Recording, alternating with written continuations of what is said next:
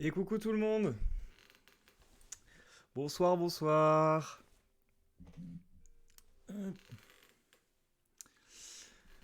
J'espère que tout le monde va bien, j'espère que vous m'entendez bien aussi, parce que j'ai téléchargé la nouvelle extension du logiciel pour avoir genre les réglages de son, machin cosmique, truc. Du coup, j'espère que ça va pas dérégler tout ce que j'avais fait. Mais bon, voilà, donc en espérant que tout le monde m'entende bien. Mais bonjour tout le monde, bonsoir. Bah écoutez, on va se poser tranquille en attendant d'avoir un petit peu de monde et de se lancer. J'espère que ça va, j'espère que vous avez passé une bonne journée, que c'était chouette. Pourquoi Booba Freud même combat ce soir? Ça va être la grande question. Et j'ai hâte de vous répondre là-dessus. La vérité, c'est que j'avais dit la semaine dernière que je faisais un live court. Et au final, j'ai pas du tout fait un live court. Parce que je me suis fait raid par 750 personnes. Ce qui est pas mal quand même déjà. Donc évidemment, gros stress. Et du coup, je me suis mis en mode Alexandre, faut que tu fasses le meilleur live de l'histoire de l'humanité. Donc ouais, c'était à peine flippant, mais c'était hyper chouette. On a plein de gens qui sont arrivés.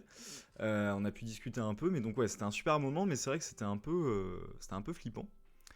Et du coup, bah, j'ai fait finalement un live d'une durée classique, quoi, parce que je voulais aussi voilà, montrer un peu la chaîne aux gens qui venaient d'arriver.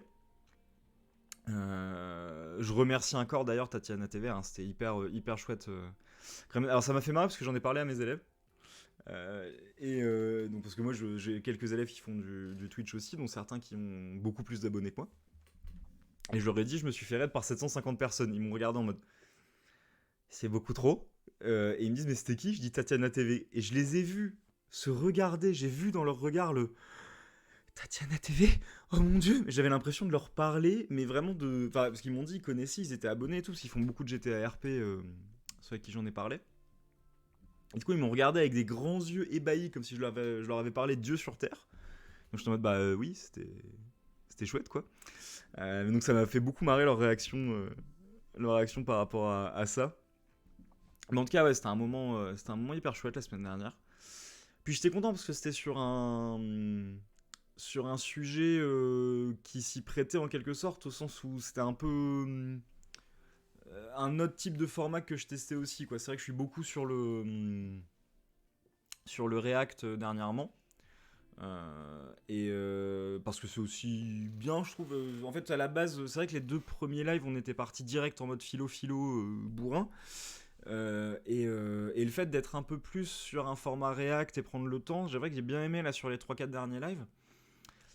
Parce que ben, ça permet aussi de centrer la réflexion, de pas s'éparpiller. Parce que par exemple sur le deuxième live qu'on avait fait sur l'amour, j'avais trouvé que j'avais un peu tendance à partir dans tous les sens, à pas être forcément hyper clair sur ce que je voulais dire.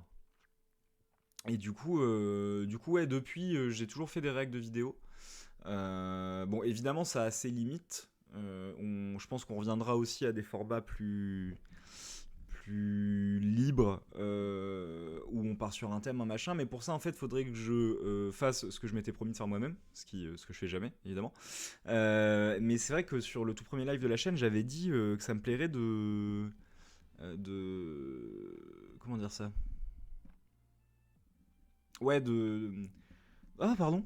D'à la fin des lives, demander aux gens s'ils veulent qu'on parle d'un truc au live d'après. Et finalement, je l'ai jamais fait parce que je suis une horrible personne finalement. Donc du coup, c'est vrai qu'il faudrait que je prenne plus cette habitude-là de dire, ben, est-ce que la semaine prochaine, vous voulez qu'on parle d'un truc en particulier? Est-ce qu'il y a un sujet qui vous botte en ce moment? Est-ce qu'il y a une vidéo, un truc que vous avez vu en ce moment qui vous botte? Faudrait que je le fasse un peu plus. Je le fais pas assez. Et je pense que ça peut aussi nourrir la réflexion parce que peut-être que voilà, peut-être qu'il y en a certains d'entre vous qui sont en train de lire des trucs, qui sont en train qui sont tombés sur un article, qui sont tombés sur une vidéo, qui sont tombés sur un truc X ou Y, et ils se disent ah ben ça j'aimerais bien en parler dans le cadre du live de philo. Si vous me suivez de semaine en semaine, et si c'est le cas, je vous remercie évidemment énormément. Mais voilà, ouais, c'est vrai qu'il faudrait que je prenne plus ce réflexe-là de demander aux gens leur avis sur la semaine d'après. Ce qui fait que je vais un peu me forcer. Bon, là, Là, c'est le dernier avant les vacances. Donc après, il y aura 2 semaines de pause. Mais à la limite, ce soir, voilà, s'il y a des gens dans le chat qui veulent proposer des trucs, je pense qu'on l'intégrera à partir de la rentrée. Ce qui me fait une magnifique transition, parce que oui, je me fais mes transitions tout seul comme un grand. Ce qui me fait une magnifique transition vers la fin d'année. En gros, là pour l'instant, on était dans, je dirais, le mode classique de ce qu'est la chaîne. Donc, c'est-à-dire, on réacte à des vidéos, on parle de sujets hyper variés. Pour l'instant, on a parlé d'amour, on a parlé de philosophie orientale avec Avatar, on a parlé de l'oubli, on a parlé de Nietzsche, voilà, on a fait plein de trucs différents. Mais je pense que à partir de mi-mai à peu près, je pense qu'on va partir dans un mood plus prépa-bac aussi, puisque c'est vrai qu'il y a très peu de chaînes Twitch de philo. Je crois que je suis la seule. Alors si c'est pas le cas, évidemment, je serais ravi d'en apprendre plus sur les collègues qui feraient des chaînes de philo aussi, mais il me semble que je suis le seul à faire du Twitch philo pour l'instant, se centrer en tout cas que philo. Et du coup, ouais, j'aimerais bien que... Enfin, je me dis que ça peut être utile... Excusez-moi, il y a les pubs sur YouTube. Je me dis que ça peut être utile de faire un truc un tout petit peu plus centré révision bac à destination plutôt des lycéens, du coup. Même si je vais faire en sorte que ça soit sympa pour tout le monde. C'est-à-dire que je vais faire en sorte, voilà, que ça soit aussi un bon moment pour des gens qui sont pas au lycée, bien sûr, qui sont pas du tout dans ce mood-là. C'est un équilibre que je dois encore apprendre à trouver. Ça va être ça un peu la difficulté. C'est que je dois trouver un équilibre encore entre parler de philo de manière générale pour attirer tout le monde. Enfin, pas attirer, en fait, je m'en fous d'attirer, c'est pas la question d'attirer, mais parler de philo de manière générale pour être. Voilà. Que ça soit intéressant pour tout le monde qui vient de n'importe quel âge, machin. Et puis aussi, faut quand même dire que je dois beaucoup à mes élèves, puisque c'est eux qui m'ont poussé à faire la chaîne à la base. C'est à eux à qui j'en ai parlé en premier, c'est eux qui m'ont rassuré, qui m'ont poussé à le faire, qui m'ont dit que c'était une bonne idée. Et donc je me sens aussi, j'ai aussi envie de leur rendre ça en faisant en sorte que ça soit un espace qui peut-être à l'approche du bac, à l'approche du stress des examens, soit un espace aussi pour ceux qui veulent parler de philo ou qui sont stressés par rapport à ça et qui ont des questions, qui ont des trucs comme ça. Qu'ils n'ont pas forcément l'occasion de poser en cours. Alors quand je dis ça, c'est du coup que ce serait pas forcément à destination de mes propres élèves, hein, mais plus voilà, pas forcément pour moi, mais de manière générale, quoi, pour tous les lycéens de Twitch, parce que je pense qu'il y en a quand même, que ça pourrait intéresser. Alors évidemment, voilà, l'idée ce sera de d'essayer d'en parler autour, d'essayer de créer ça, parce que je pense que plus il y a de monde, plus ça peut être sympa. Autant des formats comme on a fait pour l'instant, des formats de réact de vidéos, des formats sur des thèmes, voilà, des trucs sur Nietzsche, sur l'amour, etc. Qu'on soit en petit comité, en gros comité, c'est plus ou moins, je pense, la même dynamique. Autant c'est vrai que les trucs comme ça, qui seront peut-être plus branchés prépa-bac, je pense que c'est bien s'il y a pas mal de monde. Bon, évidemment, ça sera que quelques semaines, hein. En gros, c'est de le prendre à partir, ouais, je pense, de mi-mai à peu près, pour en faire 3-4 avant le bac, et faire une session, en quelque sorte, débrief du bac après ça. Mais ça sera... voilà, ce sera à voir à ce moment-là. Je pense que ce qu'on va faire, du coup, c'est que comment dire, là aujourd'hui on va parler sur autre chose. Le truc se dit Booba, donc on va parler de Booba. Après évidemment j'ai pas mis ça juste pour attirer des gens, j'ai prévu de parler de Booba quand même. Je pense que le live de la rentrée, quand même, on fera un truc un peu spécial, puisqu'à mon avis c'est à ce moment-là qu'on calera la fameuse session avec Roman qu'on a prévue depuis un moment. Où ça va dépendre évidemment de sa dispo, de s'il est chaud, tout ça, si on peut. Mais comme en plus il y a un gros week-end après, on pourra faire un live un peu plus gros, on s'en fout puisque je bosse pas le lendemain. Et du coup, à mon avis, le live Matrix, tout ça, on le fera sûrement à cette occasion. Donc je pense le mardi de la rentrée, dans ouais, dans 3 semaines du coup. Et après celui-là, à partir de genre le 15 mai, du coup le 14-15 mai, faire du coup des révisions type bac. Donc ça ferait du coup le 14, 21, 28 mai, 4 juin et 11 juin en mode bac. Et ah bah ça tombe bien du coup parce que le 18 juin, le mardi, c'est l'épreuve de philo. Et du coup le 18 juin, faire une épreuve de débrief du bac. Et à la limite, ce sera sûrement peut-être le dernier de l'année scolaire. Alors cet été, je sais pas encore si je fais des lives ou pas. Je vais voir. Je vais voir si j'ai le temps, je vais voir si je me sens, je vais voir si je suis là. Je sais que sur le mois d'août, par exemple, je pourrais pas. Mais rien ne dit que je prendrai pas l'été pour aussi de temps en temps en faire. Peut-être du coup en respectant moins le truc de tous les mardis. Être plus dans quelque chose un peu plus libre de quand j'ai envie, de tout ça. Mais merci beaucoup pour le follow. Alors je réagis pas au chat depuis tout à l'heure parce qu'il apparaît pas. Je sais pas si ça vous le fait aussi. Ou si c'est juste que personne n'a parlé dans le chat. Si c'est le cas, il n'y a aucun souci, hein, je n'oblige pas. Mais si vous avez mis un message dans le chat, sachez que je le vois pas, il apparaît ni sur le live ni sur mon appli. Donc du coup, c'est quoi? Je vais juste. Alors, je sais que c'est nul. Je vais juste mettre un test de message. Et s'il apparaît. Ouais, il apparaît. Donc c'est peut-être que personne parle. Mais en tout cas, merci beaucoup pour le follow, ça fait plaisir. Mais voilà, en tout cas, je pense que je pense que cet été, on verra comment on fait. Si on veut faire live philo quand même ou pas. Voilà, c'était pour les nouvelles, c'était un peu pour l'organisation. Bah écoutez, je vous propose qu'on se lance du coup. Pourquoi Booba Freud même combat? Pourquoi ce nom que j'avoue clairement avoir choisi parce que il est putaclic, hein, c'était clairement le but. Ah bonjour Noah. Salut Noah. Donc ouais, pourquoi ça me fait plaisir que tu passes. Pourquoi du coup ce titre clairement putaclic? Parce que je suis tombé sur les dernières vidéos de Serial Stinker. Alors Serial Stinker, c'est quelqu'un dont vous m'avez beaucoup parlé. C'est-à-dire que j'ai beaucoup entendu parler de lui. Quand j'en ai parlé à des collègues à moi de philo un peu, notamment un collègue euh,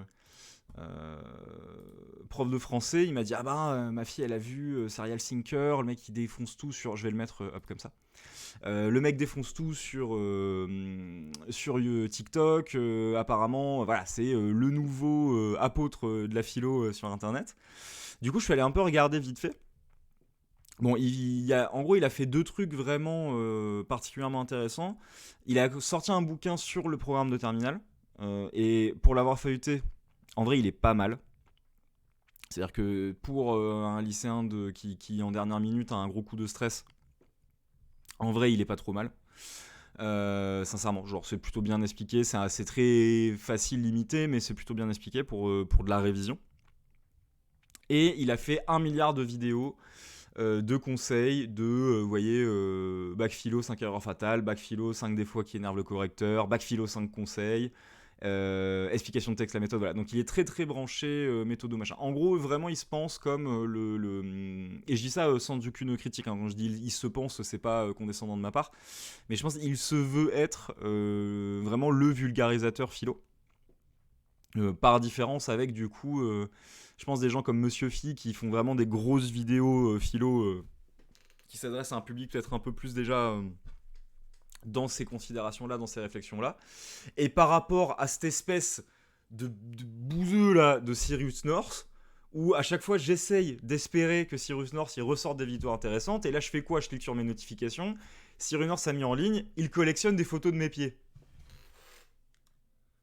Donc moi je veux bien essayer de lui donner sa chance, mais un corps et un corps, il me donne pas envie de lui donner sa chance à Cyrus North. Donc je n'arrive pas à je n'arrive pas à prendre au sérieux l'idée de faire un react de Hello, salut les dents de Chris. Salut. Bienvenue sur le live.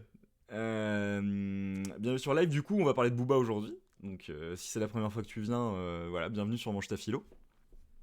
Mais voilà, du coup, je disais, tous les jours, j'essaye de. Ah, donc. Ok, bah du coup, j'ai hâte de savoir qui c'est.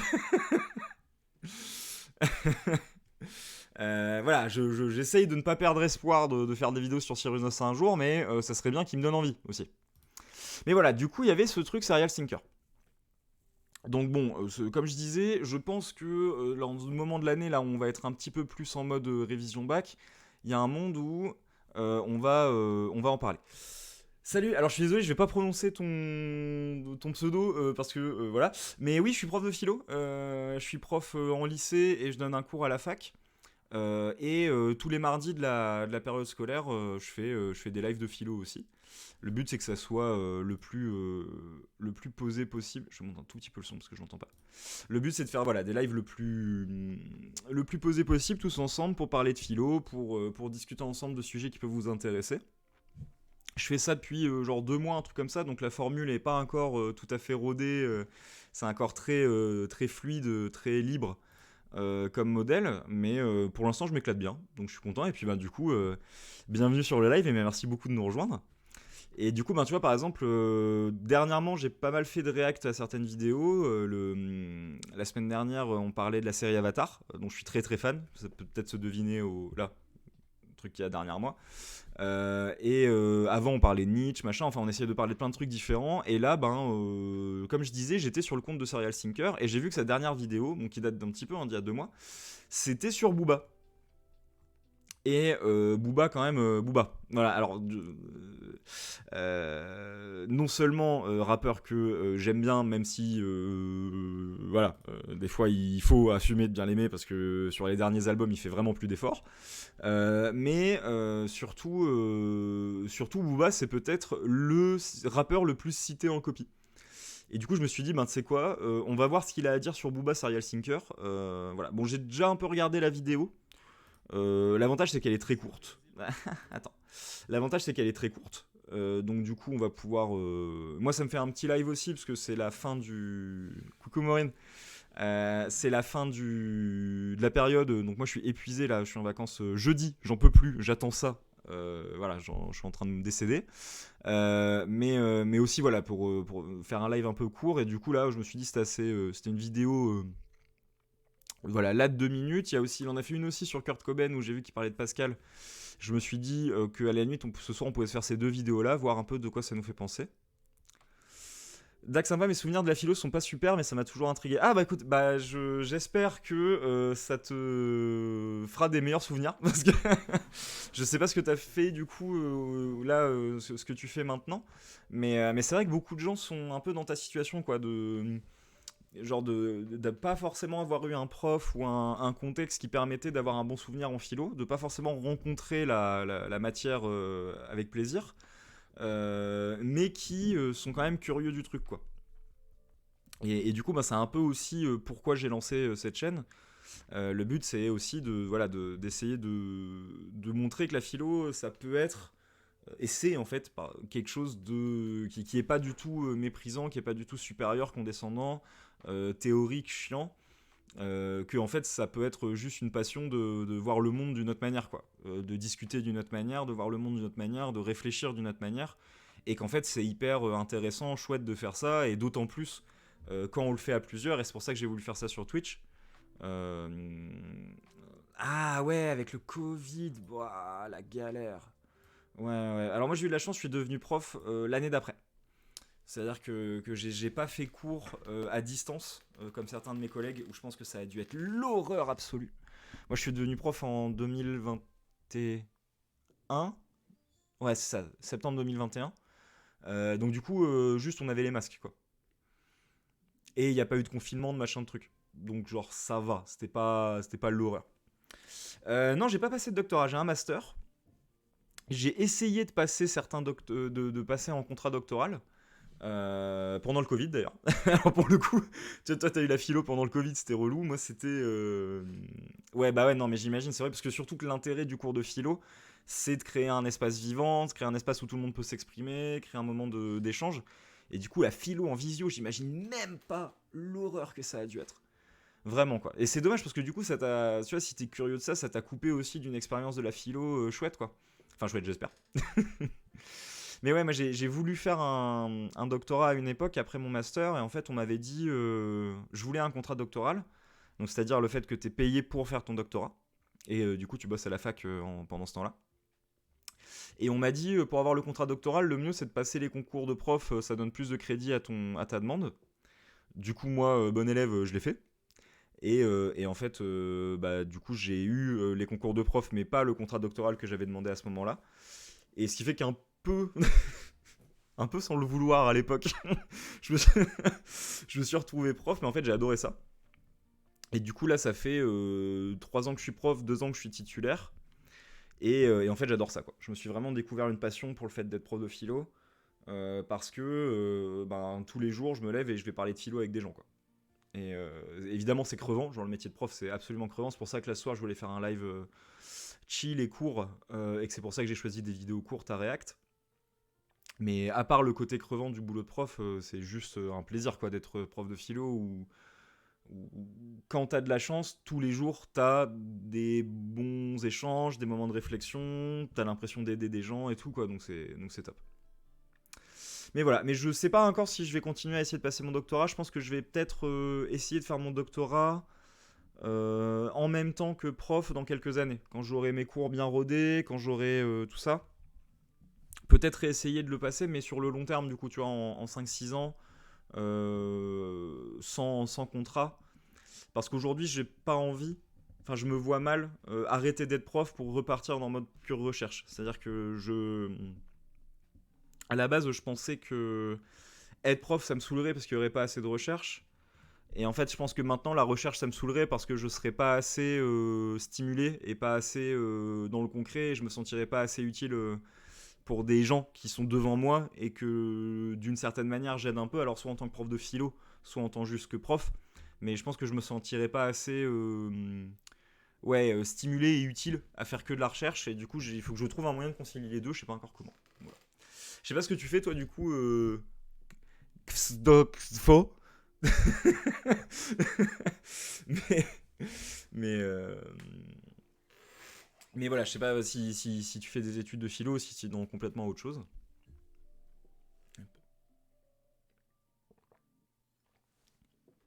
En tout cas, voilà, le but d'aujourd'hui, c'était de parler de cette vidéo de Serial Thinker. En gros, l'angle, étude d'ingénieur en robotique. Ok. Ah ouais, donc j'allais dire rien à voir, c'est pas vrai, hein, il y a des sujets qui sont en commun, mais ouais, plutôt, ok, plutôt dans tout ce qui est ingénieur. Bah écoute, j'espère que ça se passe bien. Et je sais pas si t'as des cours de philo dans ta formation, mais si c'est pas le cas, bah écoute, bienvenue dans Mange ta philo pour faire de la philo quand même. Mais ouais, l'angle du coup de Serial Thinker, alors, angle que je vais critiquer, mais en même temps, genre, sa démarche, elle est bonne, je la comprends. Ah, merci beaucoup pour le follow, ça fait plaisir. Genre, sa démarche, elle est bonne et je la comprends. Juste, je trouve ça un peu dommage, mais en même temps, il s'adresse à un public de lycéens, et du coup, il essaye d'être dans le plus dans la vulga possible, du coup, je comprends. En gros, son truc, c'est de dire, je te connais, je sais que tu auras envie de citer ce mec, donc je vais te donner une bonne manière de le faire. Et en soi, why not, et même, tu vois, pourquoi pas, c'est plutôt bien, c'est plutôt une bonne idée. Et du coup, il sait que, je pense que, voilà, il en a l'expérience comme moi, celui que les élèves adorent citer en copie, mais parce qu'ils pensent être genre edgy cool en le faisant, ce qui est con parce qu'il pourrait le faire bien et premier degré, c'est Booba. C'est la grande passion des élèves de citer des rappeurs. Ce que je trouve bien, moi-même j'écoute du rap, je pense qu'il y a vraiment des citations de rappeurs qui peuvent être utilisées, pas que des rappeurs avec une plume très poétique comme Damso sur certains morceaux, ou les rappeurs très validés sur le plan institutionnel comme des Kerry James, tout ça, il n'y a pas besoin d'être un Kerry James pour être cité en bac de philo. N'importe quel rappeur, du moment que son propos est pertinent par rapport au sujet traité, c'est pertinent de le citer, vraiment. Et genre ça, c'est un truc, de manière générale, et là-dessus, en fait, c'est valide quand on est élève en philo, mais c'est valide de manière générale en philosophie, il faut faire feu de tout bois. Il n'y a aucun sujet qui n'est pas philosophique. Il n'y a aucun matériau, aucun support, aucun médium qui n'est pas philosophique. Tout peut être utilisé dans une réflexion philosophique, tout peut être un exemple. Il faut juste que ça soit pertinent par rapport à la situation, il faut juste que ça apporte réellement un regard par rapport à la situation. Et du coup, de ce point de départ-là, Serial Thinker, il se dit, bon, je vous connais, je sais que vous allez vouloir citer Booba. Du coup, comment le faire bien ? Comment bien citer Booba dans vos copies ? Et en vrai, voilà, du coup, même si je trouve qu'il en fait une utilisation très limitée, parce qu'il n'utilise pas des phrases de Booba pour en décortiquer le sens, juste il tire le truc en mode wink wink, je sais que tu vas vouloir citer Booba, donc je te donne les codes pour. Mais rien que ça, déjà, admettons, quoi, c'est pas une mauvaise idée de faire ça. Mais du coup, il est un peu dans cette optique-là. Et du coup, ce que je vous propose de faire, c'est de commencer à regarder un peu la vidéo. Ce qu'il y a, c'est que moi, je voulais depuis un moment faire un peu une réflexion générale sur l'art, parce que j'ai bossé mon cours sur l'art il y a pas longtemps, et du coup, ça m'a vachement stimulé. Du coup, je me dis que ce qu'il peut dire là, ça peut être le point de départ aussi d'une réflexion plus générale sur le rapport à la musique, sur le rapport à l'art. Voilà, à partir de ce qu'il propose. Du coup, je lance la vidéo. Hop. Puis comme ça, du coup, si vous connaissez pas Serial Thinker, c'est l'occasion de découvrir ensemble. Et si on révisait le bac de philo grâce à Booba? Aujourd'hui, on va parler d'une des chansons les plus célèbres de Booba, Bitume avec une plume. Ouais, alors... Ouais, non, je vais commencer à être chiant, je suis désolé. Mais clairement, pourquoi Bitume avec une plume? C'est pas du tout la plus connue. Véron, elle est beaucoup plus connue. C'est laquelle? Parce que j'ai fait une story avec Booba tout à l'heure, j'ai mis laquelle déjà? Ouais, Dolce Camara. Genre, pourquoi Bitume avec une plume? Mais bon, bref, on s'en fout. Pardon, je commence déjà à être relou.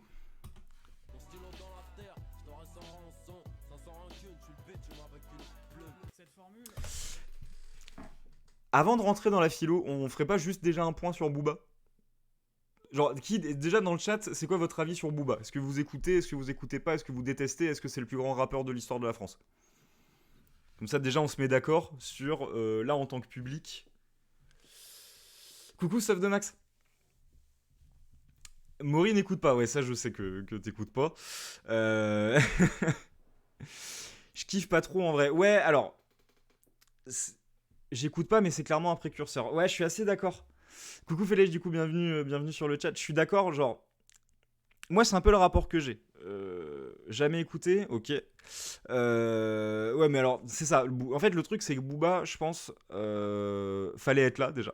Genre, moi, j'y étais pas. Donc, c'est pour ça que je me permets de le dire, parce que c'est pas du tout condescendant dans le dit, parce que moi-même, j'y étais pas. C'est pour ça que, ouais, je sais que moi, j'ai beaucoup de potes qui sont assez fans de. Enfin, qui ont été plus jeunes, assez fans de Booba, à l'époque où c'était genre. Ouais, voilà, c'est à l'époque. C'est exactement ça. C'est Booba, c'est clairement à l'époque. C'est genre 2005-2010, le mec c'est le roi. Tout ce qui sort, c'est lourd. Le mec, il amène vraiment. En fait, il a vraiment fait au rap français. Ah, merci beaucoup pour le follow. Il a vraiment fait au rap français ce que d'autres ont fait au rap US quelques années avant, c'est-à-dire le côté glamour, grosse bagnole, ouais, money, et cette espèce ouais, de mise en scène très gangsta, mais sans du tout l'être, quoi. Ouais, c'est un peu genre. Bon, j'ai envie de comparer à 50 Cent, mais 50 Cent, c'est un peu plus compliqué. Mais ouais, c'est un peu l'époque The Game, 50 Cent, tout ça aux États-Unis, qui vont beaucoup glamouriser le rap. Et du coup, le faire sortir de sa période. Gangsta rap quoi, surtout années 80-90, hein, donc NWA, Tupac, Biggie, Nas, Eazy-E, etc. Tous ces rappeurs vraiment de l'époque qui sont vraiment l'expression d'une certaine Amérique, de quartier, black, avec des revendications politiques, qui s'expriment à travers un art qui leur appartient, et qui est du coup qui est vraiment une forme d'expression nouvelle, et qui tout de suite est politisée. Parce que je rappelle, hein, en 93, c'est la mort de Rodney King, donc Rodney King qui est assassiné par la police, et les manifestations se font sur Fuck the Police de NWA. Et du coup, tout de suite, ça devient hyper politique, quoi. Et du coup, ouais, y a eu, c'est vraiment la mort de Tupac et Biggie en 97 qui met fin à ça. Après, il y a un moment de flottement. T'as des mecs comme Rakim, c'est le début d'Eminem, Dr. Dre qui m'ont fait monter des gens, notamment Eminem, tout ça. Et c'est vrai qu'à partir de 2005, tout ça, t'as une montée vraiment du glamour. Grosse chaîne, argent, tout ça. Et c'est vrai que Booba est un peu celui qui a amené ça en France. Genre de la même manière que, pour le coup, des artistes que j'écoute beaucoup plus et que je préfère largement, c'est PNL. De la même manière que PNL, il a vraiment apporté en France, ils ont vraiment apporté en France la vague SoundCloud rap américaine. Des mecs comme... alors, on connaît surtout les grands représentants de ça, c'est beaucoup de Juice WRLD, XXXTentacion, tout ça, mais c'était un petit peu après PNL déjà. Mais Oui, je sais que t'aimes pas PNL, Maureen. mais, PNL... mais PNL, je suis désolé, déjà c'est magnifique. PNL, c'est juste trop beau. PNL, pas fan du tout. En vrai, je pourrais jamais en vouloir à quelqu'un de pas être fan de PNL. Parce que c'est vraiment très particulier. Mais moi, c'est vrai que je suis tombé dans la soupe du truc. Ouais, je comprends. En vrai, bah déjà, il y a des titres qui sont des vrais bangers. Genre dans la légende, banger. Voilà, mais. Voilà. Je savais qu'il fallait pas que je parle de PNL. mais eux, voilà, ils font partie, qu'on aime ou qu'on n'aime pas, ils font partie de ceux qui ont vraiment amené le SoundCloud Rap en France. Donc avec beaucoup de reverb, beaucoup de voice codé. Ah merde, c'est quoi le mot que je cherche De... Ouais, déjà, ODD est le but. Mais c'est quoi le mot que je cherche? Le fait que ça modifie la voix, là. Autotune, pardon, excusez-moi. Beaucoup d'autotune, la voix, voilà. Ouais, merci beaucoup, désolé, j'ai eu un trou. Autotune, beaucoup de reverb, les sons avec une influence afro-trap de loin sur certaines choses, mais très réappropriées par eux. Et voilà, et Booba, c'était un peu ça à l'époque, quoi. C'était le king, le mec, il avait tout, il avait changé le game, quoi. Bon, maintenant, clairement, il fait plus d'efforts. Clairement, il fait plus aucun effort. Et ça fait 10 ans que ses albums se ressemblent tous. Ça fait 10 ans qu'il est passé à l'autotune, qui fait zéro effort, alors que quand PNL fait de l'autotune, bah, y a une réflexion artistique derrière. L'autotune, elle est utilisée d'une manière intéressante. La Booba, c'est vraiment juste. J'ai plus besoin de chanter, juste, donc je mets de l'autotune comme ça, je m'en bats les couilles. Et puis, ouais, T-Pain, le papa de tous les chanteurs d'aujourd'hui, au final. Ah, eh, Eh, est-ce que ça se défend ça comme point de vue? Non. Bah, en vrai, bah, ouais, en vrai, je te rejoins. C'est quoi? Je peux comprendre l'argument. Je peux comprendre l'argument T-Pain, créateur du rap d'aujourd'hui, j'allais dire du métal, trop l'habitude. Du rap d'aujourd'hui, parce qu'en vrai, c'est vrai que ça soit sur l'aspect autotune ou sur l'aspect glamourisation, c'est vrai que T-Pain, il a vachement amené ça aussi, même si c'est pas le seul. Et pas le premier. Je sais pas si c'est le premier, en tout cas, c'est pas le seul. Mais du coup, ouais, est-ce que Booba, c'est pas le fils de T-Pain finalement? Peut-être le Booba d'aujourd'hui n'est-il pas le fils de T-Pain? Ça se défend. Ça se défend de fou comme point de vue. Mais voilà, du coup, je comprends carrément. Là, je vois dans le chat, vous êtes pas très Booba. C'est votre droit le plus fondamental. Mais voilà, juste pour dire, il a quand même, c'est quand même B2O, quoi. C'est quand même celui qui a installé quelque chose dans le rap français, le taulier depuis 20 ans, et on peut pas lui enlever ça. Après, moi, j'avoue que je suis plus fan des bébés de Booba que de Booba lui-même. Genre, tu me donnes le choix entre Booba et Karis, je préfère Karis. Tu me donnes le choix entre Booba et Damso, je préfère Damso. Mais respect au vieux, tu vois. Respect à l'ancien. Il y a un peu de ça. Même si je dis ça, il va me choper, il va me démonter, tu vois. Et clairement, je fais pas le poids. Mais il y a de ça. Mais du coup, voilà, c'est vrai qu'encore aujourd'hui, quand tu parles avec les élèves de quel est d'exemple, il y a toujours un qui remue un peu sur sa chaise en mode est-ce qu'on peut citer des rappeurs, est-ce qu'on peut citer des rappeurs, est en mode oui, tu peux citer des rappeurs si tu le fais bien, si c'est intelligent, si tu pars du principe que ton correcteur ne connaît pas. Et c'est toujours Booba qui revient. Donc genre, n'empêche, il est inscrit dans la conscience populaire comme le rappeur, quoi. Genre, tu veux en citer un, tu cites Booba. Même si ça fait 10 ans qu'il a pas sorti une punchline correcte. Mais ça, c'est un autre sujet. Et du coup, voilà, c'est pour ça que cette vidéo, elle m'intéressait, parce que comment un vulga philo va intégrer Booba dans sa réflexion, c'est-à-dire, bah, je sais que vous voulez citer Booba, donc bah, comment le faire bien, quoi. Ou Damso, bah, ouais. Ouais, bah, Kerry James, c'est ce que je disais, Kerry James, il est assez... Salut, bienvenue Psycho. J'espère que ça va. Bah écoute, ouais, Kerry James, comme je disais au début, c'est vrai qu'il est il est beaucoup plus populaire sur le plan institutionnel. Genre Kerry James, il y en a, ils apprennent Kerry James à l'école, tu vois. C'est un peu celui qui est présenté comme le rappeur. Tu vois, c'est un Youssoupha un peu. Bon, écoute, ça va, là, on est en train de commenter, du coup, la vidéo de Serial Sinker, qui est un vulgarisateur philo, sur Booba, et du coup, on faisait un peu un point sur qu'est-ce qu'on pense de Booba. Et donc, on fait un peu un point rap français de manière générale. Mais ouais, Kerry James, je pense qu'il a un peu ce même profil que Youssoupha, c'est-à-dire... euh, c'est reconnu par tous qu'ils ont des beaux textes, il y en a qui les ont étudiés en musique au collège. C'est les tauliers du rap engagé, bien écrit, etc. Ce que pouvait avoir à une époque un peu, même s'il a beaucoup changé, Fianso. À l'époque de Lettre à un jeune rappeur, Fianso, il avait un peu... Enfin, Sofiane, du coup, je sais pas comment il se faisait appeler à l'époque, je crois que c'était déjà Fianso. Fianso, il avait un peu ce truc à l'époque de Lettre à un jeune rappeur, d'être la plume à la Kerry James, à la Youssoupha. Alors qu'un Damso, moi, bon, déjà Damso, j'adore. Et Damso, tu vois, bon, Damso sur album, c'est très cool. Après, le problème, c'est que parfois, tu vois, un album comme Lithopédion, il peut avoir un problème que je retrouve sur des albums comme ceux de Kendrick Lamar, c'est-à-dire le côté trop expérimental. Alors, j'ai rien du tout contre l'expérimental. C'est pas une critique de Damso ou de Kendrick quand je dis ça. C'est que du coup, en termes de plaisir d'écoute, des fois, ça peut me ralentir un peu et faire que j'ai du mal à finir l'album. Quand c'est très très... Tu vois, un album comme Lithopédion, il y a eu un peu de ça. Par contre, on peut pas nier qu'en termes de plume, Damso, c'est un killer. Damso, il bute tout le monde. Je sais que beaucoup l'ont connu comme ça, mais je pense que... alors qu'un petit Sefiu... moi, je suis moins sûr. Sefiu, je suis moins sûr que ça passe, tu vois.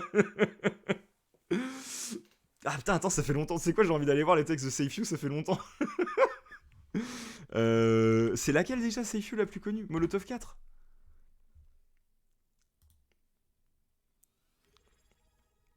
Merci beaucoup pour le follow.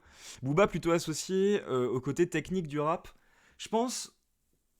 Je, euh, je pense à une époque. Mais aujourd'hui, il a perdu ce statut parce que depuis qu'il est, je pense, full autotune et qu'il écrit beaucoup moins bien. Mais c'est vrai qu'à l'époque où c'était un peu le taulier dans les années 2010, Booba, il avait ce truc de kicker, quoi. C'était celui qui savait te placer des punchs, qui savait vraiment kicker, qui savait bien placer ses trucs techniquement pour que ça bute. Quand tu prends... merde, comment elle s'appelle, celle avec Caris, là. 2-7-0, toujours plus haut, la République me suce le tuyau. Ah merde. Monsieur l'argent, je te mets le triangle, 2-7 et le gilet fluo. Putain, c'est... Kalash. Non. Attends.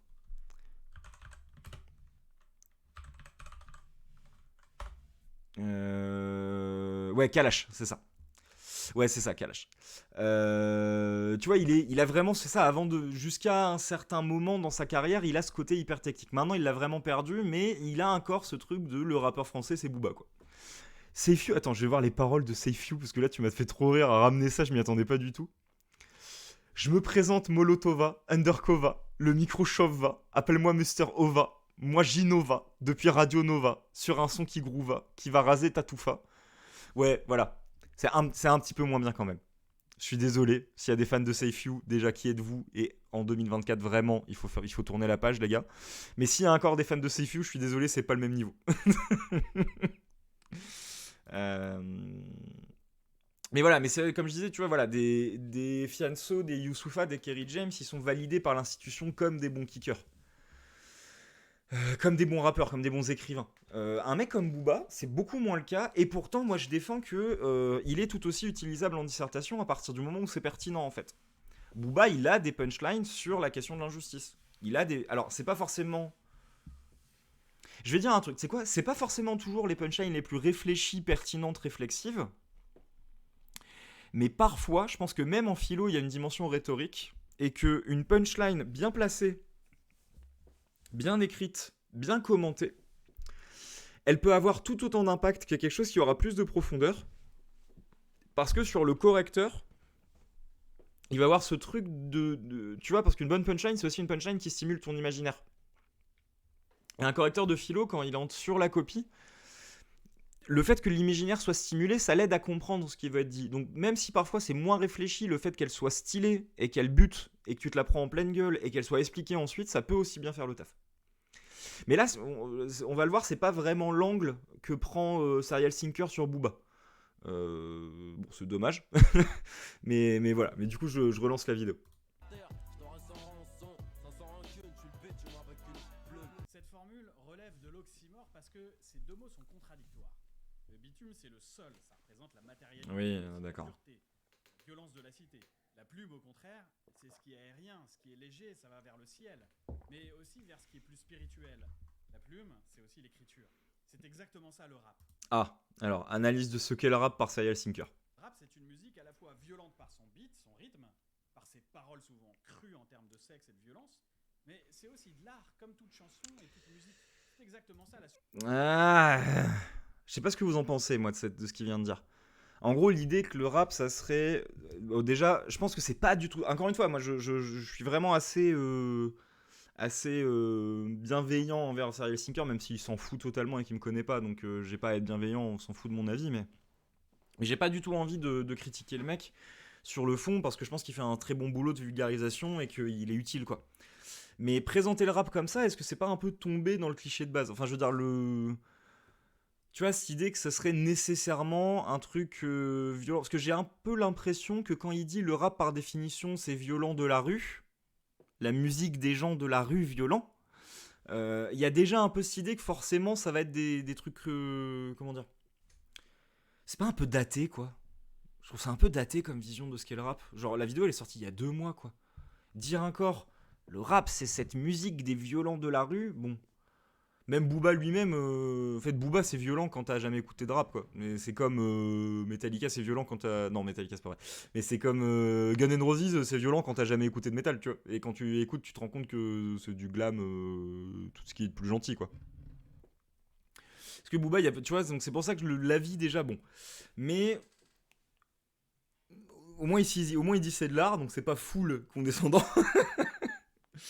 Par contre, voilà, son truc, c'est de dire que le caractère violent du rap, ce sur quoi vraiment on peut discuter, hein. Genre, je suis pas d'accord avec ce point de départ.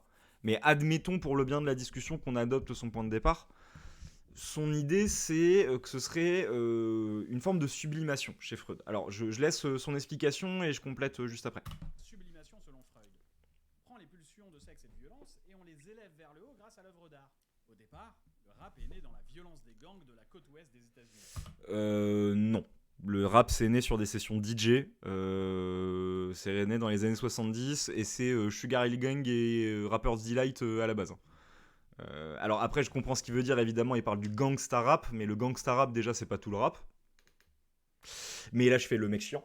Mais je comprends ce qu'il veut dire. Mais dans l'absolu, en fait, pour expliquer un petit peu, l'idée de Freud, c'est quoi ? Freud, il considère que... Freud, il est connu pour l'inconscient. Si vous avez déjà entendu le nom de Freud, vous l'avez sûrement associé à la question de l'inconscient. La théorie de Freud, c'est... toutes nos idées ne sont pas conscientes. Il se passe des choses en nous que nous ignorons, des pulsions, des envies, des idées qui sont en nous et que pourtant dont nous n'avons pas conscience. Son idée, c'est qu'il y a ce qu'il appelle le refoulement, c'est-à-dire certaines idées n'ont pas le droit d'accéder à ma conscience pour me protéger de ces idées-là. Il pense en fait que notre conscience est constituée de 3 principes. Il y a le ça, qui est d'ailleurs le film d'horreur ça s'appelle comme ça par rapport à ça, justement, c'est le ça de Freud, It, le clown là. Ça, ce serait l'ensemble de nos pulsions, quelles qu'elles soient, amorales, c'est-à-dire qu'elles sont ni morales ni immorales, c'est pas la question, genre bam. Ouais, bah c'est vraiment Stephen King, il assume vraiment le côté freudien, c'est aussi parce que, comme je vais le dire juste après, Freud, il considère que c'est dans les rêves et dans les fantasmes que s'expriment le plus ces pulsions-là.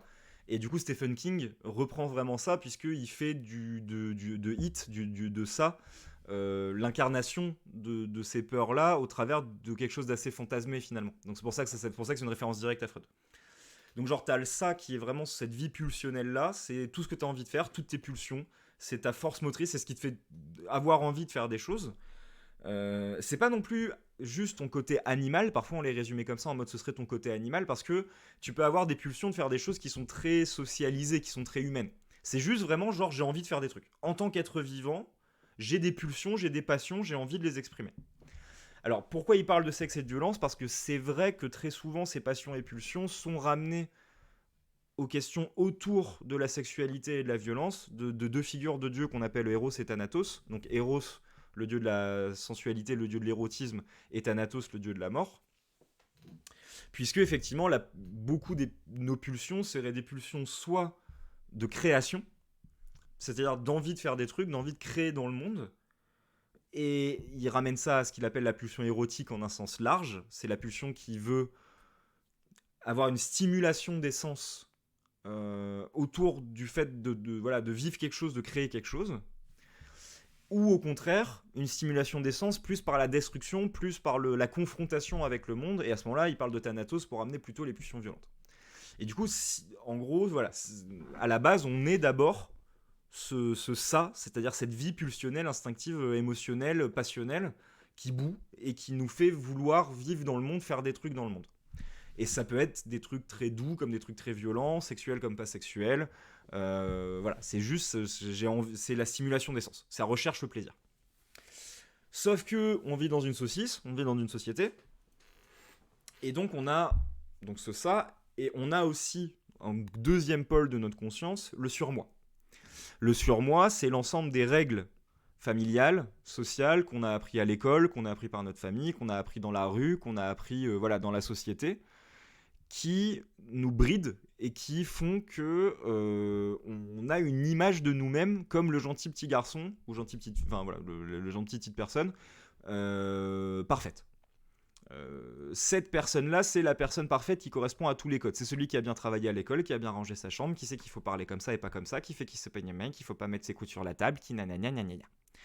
C'est-à-dire que ce surmoi, il nous crée du coup, voilà, des principes moraux sociaux qui disent il faut faire les choses comme ça et qui nous crée une image parfaite de nous-mêmes.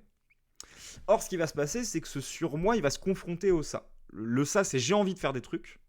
Le surmoi, c'est j'ai le droit de faire que certains trucs. Il y a des trucs que j'ai pas le droit de faire parce que sinon, je serai pas cette personne parfaite qui correspond parfaitement à ce qu'on attend de moi. Et en gros, je vais me faire engueuler par papa et maman. Et si papa et maman ils m'aiment pas, je vais pleurer.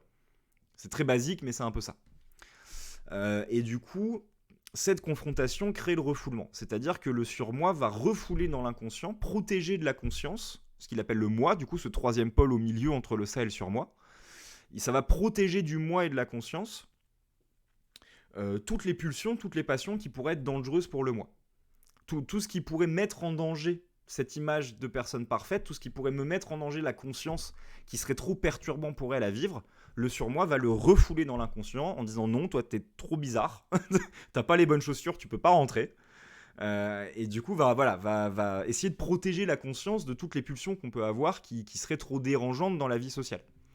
C'est ce qui fait que y a certaines idées qu'on s'autorise à avoir même si on sait que c'est mal, et d'autres qu'on s'autorise pas du tout à avoir. Alors, du coup, là, je vais dire quelque chose de très choc volontairement. C'est pas, évidemment, c'est pas du tout ce que je pense, mais c'est pour pointer mon point de vue. C'est-à-dire que t'es chez toi, tu fantasmes sur, je sais pas, ta voisine, tu sais que c'est pas bien. T'as conscience que tu ressens ça, mais tu sais que c'est pas bien. Mais c'est pas full dérangeant non plus. Tu sais que ça va pas t'empêcher de vivre. Par contre, tu fantasmes sur quelqu'un sur qui t'as en quelque sorte pas le droit de fantasmer, genre je sais pas, moi je dis ça parce que ouais, genre je sais pas, ta belle-mère, j'en sais rien, enfin voilà, quelqu'un où tu sais que t'as pas le droit de le faire, tu vas pouvoir avoir un sentiment au fond de toi de gêne quand tu la vois, mais tu vas pas mettre en mots que c'est ça parce que tu vois, il y a une force de refoulement qui t'empêche d'avoir conscience du fait que tu penses ça. Et Freud il prend souvent un exemple, c'est le cas Elisabeth, d'une femme qui en gros est jalouse du mari de sa sœur, et du coup elle n'ose pas s'avouer qu'elle veut se taper le mari de sa sœur. En gros, elle veut se taper le mari de sa sœur, mais elle n'ose pas se l'avouer parce qu'elle sait que c'est mal. Et du coup, elle va jamais le dire, elle va jamais le penser clairement, mais par contre, dès qu'elle voit le mari de sa sœur, elle a hyper mal aux jambes. Et dès qu'on lui fait penser au mari de sa sœur, elle se sent pas bien physiquement. Jusqu'au point où sa sœur meurt, et où là, elle fait une crise énorme, parce qu'il y a une idée qui la traverse, maintenant il est libre, maintenant je peux me le faire. Et tu vois, il y a ce truc-là mais en fait, elle a refusé encore d'avouer que c'était ça, jusqu'à qu'on l'amène à dire non mais rends-toi compte, t'as eu mal à chaque fois que tu pensais à lui, t'as eu mal à chaque fois que tu passais quelque part où lui est passé, t'as eu mal le plus le jour où ta sœur est morte et où il était là. Fais 1+1 meuf, tu vois, genre connecte les points. Et du coup voilà, donc il est dans cette théorie-là du refoulement. Et il pense qu'il y a certaines choses qui nous permettent plus particulièrement d'avoir accès à cet inconscient, même si normalement on n'est pas censé y avoir accès. Il y a tout ce qui va être les lapsus, les actes manqués. Genre j'ai dit un truc à la place d'un autre. Je suis en train de parler à mon copain ou ma copine et je l'appelle par le nom de mon ex. Genre. Va y avoir les actes manqués. Style, j'envoie un message à la mauvaise personne parce que j'étais en train de penser à cette personne. Ou j'ai vraiment pas envie d'aller l'été dans ma famille. Du coup, ah là là, le matin même, j'oublie de prendre mon ticket de train et du coup, je suis en retard à la gare et je loupe mon train. Et genre vraiment, sincèrement, pas fait exprès en plus. Genre sincèrement, c'était pas fait exprès. Mais c'était l'expression d'une pensée que je m'autorisais pas à penser qui s'est exprimée autrement. Et bien sûr, il y a les rêves. Il dit que c'est la voie royale vers l'inconscient. C'est pour ça qu'il a écrit un bouquin sur l'interprétation des rêves. C'est ce qui fait que voilà, les rêves et les fantasmes seraient l'expression de ces pensées inconscientes refoulées. Et c'est pour ça que Stephen King s'en inspire beaucoup dans ses monstres. Et de manière générale, de toute façon, tous les grands monstres du cinéma et de la littérature, notamment ceux gothiques, de la Hammer, de la Universal, tout ça, peuvent être envoyés à des principes inconscients. Tu vois, genre le vampire notamment. Celui qui séduit des jeunes filles, qui les mord dans le cou, qui se repaît de leur sang. Enfin, tu vois, il y a quelque chose de très prédateur, de très... Tu vois. Et il y a, c'est quand même il peut représenter le vampire dans certaines de ses représentations, hein, pas toujours, parfois il est interprété autrement. Mais dans le vampire, t'as quand même beaucoup cette idée de prédation, cette idée finalement d'acte sexuel, voire d'agression sexuelle. Et il est représenté comme ça, comme monstrueux, et en même temps comme tu vois, le monstre est toujours une part de nous rendue réelle qu'on voulait pas voir. C'est toujours un peu ça le monstre. Le monstre, c'est il y a une part de moi que j'arrivais à me cacher, et le monstre me la montre comme réelle, et j'aime pas ça. C'est pour ça que j'aime pas le monstre. C'est pour ça que j'ai peur de lui, parce qu'il incarne quelque chose que je me refusais d'être, que je niais être au fond de moi. Et donc tu vois, le loup-garou, qui est celui qui ne se contrôle plus ses passions justement, qui laisse passer sa forme animale, et donc qui peut faire peur quand on a l'impression parfois de perdre le contrôle. Le vampire, bon, la momie c'est un peu moins vrai, mais on verra que la momie ce serait plus le zombie, et le zombie c'est la peur de la mort dans l'absolu. Mais voilà, à chaque fois il y a ça. Et du coup, dans cette théorie-là de l'inconscient, Freud il considère que ces pulsions-là, il y a un moment, il faut bien qu'elles s'expriment quand même. Il y a un moment, il faut bien que mes pulsions cachées en moi, notamment celles que mon surmoi m'a empêché d'exprimer, donc beaucoup celles de violence et de sexualité, du coup, qui sont celles qui sont le plus refusées par la société. Il y a un moment où elles sont refoulées, mais elles sont encore en moi, il faut que ça sorte, quoi. Sinon, je vais péter un plomb. Il y a un moment où il faut que ça sorte d'une certaine manière. Et du coup, il a ce concept qu'il appelle la sublimation. Et la sublimation, c'est l'idée que, ok, cette pulsion-là que j'ai en moi, j'ai pas le droit de l'exprimer directement. Genre, je la refoule dans son expression directe et première, parce que je sais qu'il faut que je m'en protège, parce que sinon elle va me faire du mal. Le fait de la penser peut me faire du mal. Le fait d'agir en fonction d'elle peut me faire du mal. Donc je m'interdis à moi-même de directement agir selon ma pulsion, qu'elle soit violente, qu'elle soit sexuelle, qu'elle soit autre. Mais par contre, je vais essayer de trouver des moyens détournés, des moyens acceptés socialement de quand même la faire passer. Et c'est ça que Freud appelle la sublimation. C'est le fait de dire ce truc-là que j'avais pas le droit de faire directement, cette pulsion-là, je vais la transférer dans une attractivité acceptée socialement et à travers de laquelle, du coup, je vais pouvoir quand même m'en purger, je vais pouvoir la sortir de moi. Alors, du coup, il y a plusieurs choses qui servent à ça. Tu vois, le sport, pour beaucoup, c'est une forme de sublimation. Pour beaucoup, le sport, c'est une manière d'exprimer des pulsions, soit de violence, soit de sexualité, soit d'autres choses, mais simplement un aspect pulsionnel, frustré de l'existence, qui s'exprime. Et c'est pas du tout une critique quand je dis ça, c'est pas pour dire que les sportifs sont des gros frustrés et que les gros muscus sont des gros puceaux, c'est pas du tout mon propos. C'est vraiment le contraire, c'est plutôt qu'il y a quelque chose de sain dans le sport qui est aussi que par la dépense physique et par le surpassement de soi dans l'effort physique, peuvent s'y mêler parfois des formes de frustration qui s'expriment à ce moment-là. Et c'est ce qui fait du bien aussi, c'est pour ça que le sport, ça fait aussi du bien psychologiquement. C'est-à-dire qu'il y a le sport doux, que moi par exemple je vais plutôt faire par rapport à mes soucis de santé, je vais plutôt faire des sports doux en général comme la natation, où t'es juste content parce que ça t'a vidé la tête. Mais le sport bien vénère, tu fais une grosse session, t'es épuisé, tu t'es dépassé, t'as crié à la fin, machin, il y a quelque chose qui s'est passé en toi. Ça se sent, les sportifs le savent, quoi. Il y a un moment où tu as fini ta séance et tu sens que tu as sorti un truc de toi. Tu sens que ça t'a permis d'exprimer quelque chose. Bah, c'est une forme de sublimation. Le fait d'assister à certaines choses violentes, ça peut en être aussi. C'est-à-dire que pour beaucoup, pendant longtemps, j'ai pas le droit, moi, d'être violent. Par contre, voir des gens être violents, ça me fait du bien. Les combats de gladiateurs, les joutes médiévales, tout ça, tout ce qui est, je vais voir des gens se foutre sur la gueule, parce que j'ai pas le droit de me foutre sur la gueule avec mon voisin, par contre j'ai le droit de crier vas-y à quelqu'un qui se fout sur la gueule avec quelqu'un d'autre. C'est une forme de sublimation. Et évidemment, et on en revient à Booba, la sublimation la plus acceptée socialement et qui est souvent, pour l'artiste en tout cas, la forme de sublimation principale, c'est l'art. C'est-à-dire que l'art pour Freud, bah n'empêche t'es venu donc ça marche.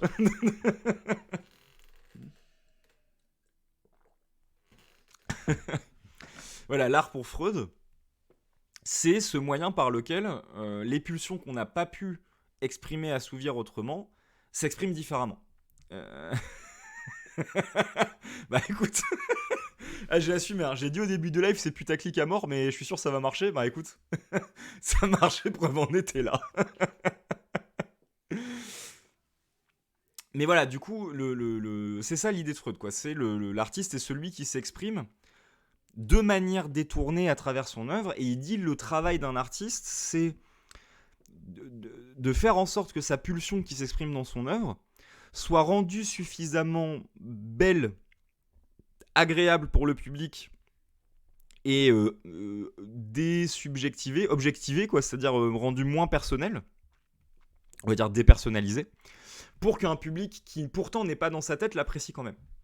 Et c'est comme ça que Freud définit le travail de la sublimation. C'est je prends ma pulsion que j'ai pas pu exprimer, je la mets dans une œuvre, mais je la travestis, je la cache de manière à faire en sorte qu'elle soit suffisamment agréable et dépersonnelle, impersonnelle et dépersonnalisée pour que quelqu'un qui est pas dans ma tête puisse l'apprécier quand même. N'empêche que moi, en faisant ça, j'ai exprimé un truc qui est au fond de moi que j'arrivais pas à exprimer sinon.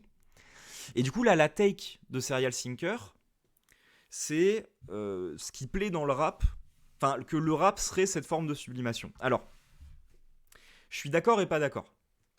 C'est-à-dire que d'un côté, je comprends ce qu'il veut dire, au sens où le rap, comme toute forme d'art, est sublimation. Par contre, là où je suis pas d'accord avec lui, c'est qu'il dit regardez, le rap c'est violent. Donc déjà, là-dessus vraiment, je suis en désaccord total je suis en désaccord total sur le fait de ramener le rap à la simple violence. Tu te mets un morceau de enfin voilà, je suis désolé, mais t'écoutes For Your Eyes Only de J. Cole, t'as tout sauf de la violence. C'est beau, c'est nostalgique, t'es transporté, tu vis plein d'émotions en même temps. Mais c'est pas de la violence. Et J. Cole, c'est un des plus grands rappeurs de notre génération. Et il n'y a pas de violence chez J. Cole. Ouais, Nekfeu, tu vois. Alors, Nekfeu, ça va dépendre des morceaux. Mais Nekfeu, effectivement, tu vois, moi, ça dépend des albums. Mais tu vois, attends, je me mets sur Spotify comme ça, je peux parler en même temps. Je vois, hop, je suis pas sur le bon écran. Tu vois, Nekfeu, je sais que moi, j'ai beaucoup écouté à l'époque où il est sorti. Excusez-moi, je reprends les albums de Nekfeu pour pas dire de bêtises. Hop. Ouais, bon, évidemment, Nick les Clones, tout ça, l'album Feu, mais moi j'ai beaucoup écouté Cyborg à l'époque. Tu peux avoir un ton un peu. Mais il n'y a pas du tout de violence chez Nekfeu. C'est pas du tout son propos, c'est pas du tout ce qu'il cherche à faire. Donc, ouais, voilà, déjà, voilà, complètement, tu vois. Orelsan non plus, par exemple, tu vois. Orelsan peut-être un peu au début, mais aujourd'hui, Orelsan, bon, après, est-ce que Orelsan c'est encore du rap? C'est un autre sujet. Je dis pas ça méchamment, c'est juste est-ce que c'est pas aussi un plaisir qu'il a eu de devenir plus pop au fur et à mesure, peut-être, hein, et il n'y a pas de critique là-dedans, même s'il y a encore des techniques rappées, mais bref. Bah ouais, tu vois, je suis complètement et du coup, ben, tu vois, je suis complètement d'accord avec toi, et du coup, ça me permet d'enchaîner sur ce que je voulais dire, c'est que moi, je suis pas d'accord avec Serial Thinker, là, la vidéo qu'on est en train de regarder, quand il dit que c'est de la sublimation parce qu'à la base c'est violent, parce que le rap c'est violent. Déjà parce qu'on n'est pas d'accord, mais aussi parce que, comme tu le dis, le rap aujourd'hui a remplacé la poésie, le plaisir de la rime, le plaisir des mots, le plaisir de jouer avec les mots, d'être dans cette technicité autour du mot. c'est aujourd'hui le rap. De toute façon, rap, ça veut dire rhythm and poetry. Tu vois, c'est faire de la poésie sur du rythme, le rap, par définition. Or, dans la poésie, t'as toujours eu ça. Et t'as pas besoin d'être un Baudelaire pour faire de la sublimation. C'est-à-dire des mecs comme Baudelaire, Allan Poe, Lovecraft, tout ça, quand ils écrivent, c'est facile de dire c'est de la sublimation. Parce qu'ils font des trucs hyper hardcore, ils font des trucs dégueulasses, violents, sales. C'est comme dire, ah ouais, les films d'horreur, c'est de la sublimation. Genre, oui, c'est vrai, mais c'est pas plus vrai que sur n'importe quel autre type d'art. Un Verlaine, un Rimbaud, même un Paul Éluard, un Mallarmé, c'est aussi de la sublimation qu'ils font. Même si ce qu'ils disent n'est pas violent, reste que malgré tout, leur travail, enfin, ils ont exprimé dans leurs vers des pulsions qui s'exprimaient en eux, qui étaient peut-être des pulsions, qui étaient peut-être des pulsions aussi violentes, mais qui sont exprimées autrement, qui étaient peut-être des pulsions moins violentes, mais malgré tout, tout le travail de l'artiste, en tout cas si on s'en réfère à la pensée de Freud, l'artiste quel qu'il soit, son travail ce sera toujours d'exprimer dans sa pratique des pulsions qu'il n'avait pas pu exprimer autrement. Et du coup, le résultat n'a pas besoin d'être violent pour ça, en fait. C'est deux choses complètement différentes. C'est là où moi, j'aime pas trop la take de Serial Thinker, même si je trouve que l'exemple de Booba marche bien pour parler de ça. Mais...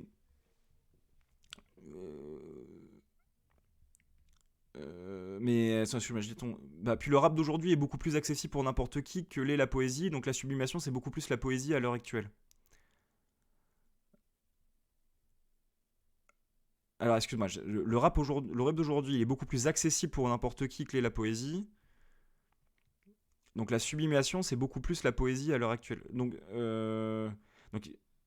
non, mais t'inquiète, c'est-à-dire qu'effectivement, aujourd'hui, beaucoup plus de gens écoutent de rap que de gens lisent de poésie. Là-dessus, je suis d'accord avec toi. Mais du coup, je pense que tu voulais dire que du coup, ce processus de sublimation, aujourd'hui, il y a beaucoup plus de gens qui le font par le rap que de gens qui le font par la poésie. C'est ça ce que tu voulais dire? Dis-moi si j'ai bien compris. Mais ça, c'est-à-dire qu'aujourd'hui... Ok, ouais, mais et du coup, je suis complètement d'accord avec toi. C'est-à-dire qu'aujourd'hui, t'as besoin d'exprimer certaines choses, t'as plusieurs solutions qui s'offrent à toi. Tu vois, tu sens que genre t'es pas bien, t'es traversé. Salut Romain. Tu vois, tu sens que t'es pas bien, tu sens que t'es traversé par des choses, t'as besoin de les sortir, t'as besoin de les exprimer. Bon, ben, t'en as qui vont écrire un scénar. Moi, je sais que c'est un peu ce que je fais. Je sens que moi, moi, je suis plutôt branché cinéma, moi. Je sais que quand j'écris un scénario, j'ai l'impression de me mettre dedans. J'ai l'impression que c'est mon bébé. J'ai l'impression que j'ai exprimé des trucs à l'intérieur. Et pourtant, je me suis forcé à le faire d'une manière que tout le monde puisse l'apprécier. C'est l'intérêt des règles de l'art. Si l'art a des règles, c'est aussi parce que dans ce processus de... Même s'il faut dépasser ces règles et qu'elles sont jamais définitives et normatives, mais les règles de l'art existent parce que c'est une manière qu'on a de te dire, en suivant ces règles-là, cette pulsion-là que tu as voulu exprimer, tu vas la rendre suffisamment agréable pour tout le monde pour pouvoir la cacher et qu'on te traite pas d'énorme taré à cause de ta pulsion. En gros, je résume. Mais, mais je trouve que ça, c'est un peu l'idée, quoi. Et du coup, ouais, je suis d'accord avec toi. Aujourd'hui, tu as besoin d'exprimer des trucs. Pour beaucoup, ça va passer par le rap. Et je trouve que c'est pas un hasard si le rap s'est d'abord développé beaucoup autour de la culture de quartier, etc. Même si aujourd'hui, ça se diversifie. Mais c'est aussi parce que le rap s'est joué avec les mots. Les mots, elles sont douées pour peindre des images, pour faire ressentir une réalité. Or, voilà, quand tu regardes les premiers rap et même encore aujourd'hui, le rap, ça va beaucoup exprimer ça, exprimer une réalité sociale difficile, complexe, exprimer des sentiments complexes dans lesquels se mêle une réalité sociale et politique. Et du coup, ben voilà, les mots servent à ça, quoi. Faut pas oublier que si le rap a aussi été énormément libérateur pour beaucoup de rappeurs avec leur souffrance, donc le réduire seulement à la violence. Mais voilà, et tu vois, mais je suis complètement d'accord avec toi. Et c'est mon propos depuis tout à l'heure, tu vois, c'est que j'aime pas la take de base de Serial Thinker qui est de dire ah ben c'est violent, le rap c'est violent. Ah ben le rap c'est l'expression d'une violence mais ça leur fait du bien. C'est pas que l'expression d'une violence. C'est pas que ça, c'est pas vrai. En fait, le rap est violent parce que la réalité que vivent les gens qui font du rap est souvent violente. C'est ça, tu vois, genre reprocher à Tupac d'écrire des textes violents, c'est reprocher à la société d'être violente. Ça, c'est débile, ça n'a pas de sens. Ils expriment la réalité dans laquelle ils vivent, ils expriment les pulsions qu'ils ont, ils expriment leur vie pulsionnelle est évidemment déterminée par la réalité sociale dans laquelle ils existent. Or, cette réalité sociale est la source de violences symboliques, de violences de domination, qui sont exprimées dans la parole. Donc, si de violence il y a, c'est pas lié au rap, c'est lié à la condition sociale de ceux qui, à la base, ont exprimé ce rap. Mais tu peux tout exprimer dans le rap. tout, tu t'exprimes, tu vois, tout est exprimable dans l'art et le rap en fait partie. Et du coup, effectivement, le rap, comme tous les autres arts, est la source d'expression de toutes les formes de souffrance, de toutes les formes de fragilité, de toutes les formes de faiblesse, de tous les propos, dans leur diversité la plus totale. En soi, quand même, il faut faire la différence entre un Freeze Corleone d'un Necfeu, donc sa thèse en soi, elle peut tenir la route, mais il faut pas mettre tout le monde dans le même panier, comme le font énormément de gens. Ouais, tu vois, après, mais je vais te dire, tu sais quoi, bon, hot take. Sans que j'aime Freeze Corleone, c'est pas le propos, je suis pas fan de Freeze Corleone. Reste que malgré tout, quand Freeze Corleone, il fait ses conneries, lui aussi, il fait un processus de sublimation. Bah ouais, non, mais il est chaud, mais il a raison, tu vois. Tu vois, Freeze Corleone aussi, quand il fait ça, il est dans un processus de sublimation. Lui, ça passe par l'humour, ça passe par les blagues graveleuses, ça passe par l'écriture de son style, qui est pas forcément un style que j'apprécie. Mais reste que malgré tout, en faisant ça, c'est sa manière d'exprimer ses trucs, à lui débile, tu vois. Et en vrai, genre, sans que j'aime Freeze Corleone, je peux pas dire le contraire que quand j'étais plus jeune et que je faisais des courts-métrages débiles avec mes potes dans les couloirs de ma chambre étudiante, j'étais pas d'un meilleur niveau que Freeze Corleone, n'empêche que j'exprimais des trucs en le faisant, tu vois, on a écrit un court-métrage, on a fait un court-métrage qui s'appelait Regarde les hommes tombés, en référence à un groupe du coin, qui maintenant est devenu hyper connu, un groupe de black metal. Bon bah c'était maladroit, c'était un peu nul. Quand on essayait de faire des courts-métrages rigolos, on faisait ça avec des beats qui tiraient de l'acide, enfin tu vois, c'était débile. Mais on exprimait des trucs en faisant ça, consciemment ou inconsciemment, volontairement ou involontairement. Donc en fait, tu vois, là, je pense qu'il faut dissocier la qualité du produit fini de... Oui, ça certes, on est d'accord, mais... tu vois, il faut dissocier la qualité du produit fini des raisons qui ont amené à s'exprimer dans ce produit fini. Le produit fini, on va le traiter au travers des règles qui sont normalement les règles pour objectiver la chose et la rendre accessible à tous. Mais la pulsion qui a amené à créer ça est la même malgré tout. Tu vois, moi j'ai eu un débat tout à l'heure. Bon, alors c'était un peu touchy, il fallait que je fasse gaffe aux mots que j'employais pour rester dans un cadre propice à l'école. Mais je faisais la liste de ce qui pourrait faire une œuvre d'art en STMG. Enfin, avec une de mes classes STMG. Et il y en a un qui fait une blague en disant est-ce que le sexe c'est un art? Et bon, on rigole, on réfléchit à pourquoi c'est pas le cas. Mais en même temps, j'ai pas pu m'empêcher d'être un peu d'être nietzschéen, hein, de faire référence à Nietzsche comme d'habitude, parce que je suis fan de Nietzsche. Dire par contre, votre réflexion elle est intéressante parce que vous me dites bah oui, mais dans l'art comme dans le sexe, il y a expression d'émotion, expression de sensibilité, il y a une recherche, un besoin, il y a une connexion à l'autre, etc. Et j'ai dit oui, on peut pas dire que le sexe c'est de l'art.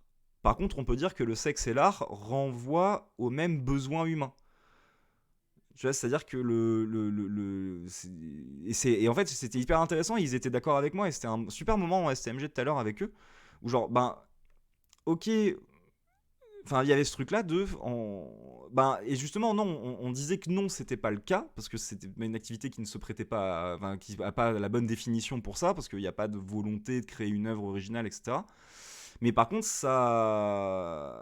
on pouvait dire que cette volonté d'exprimer des choses dans un rapport de connexion, etc., ça pouvait renvoyer au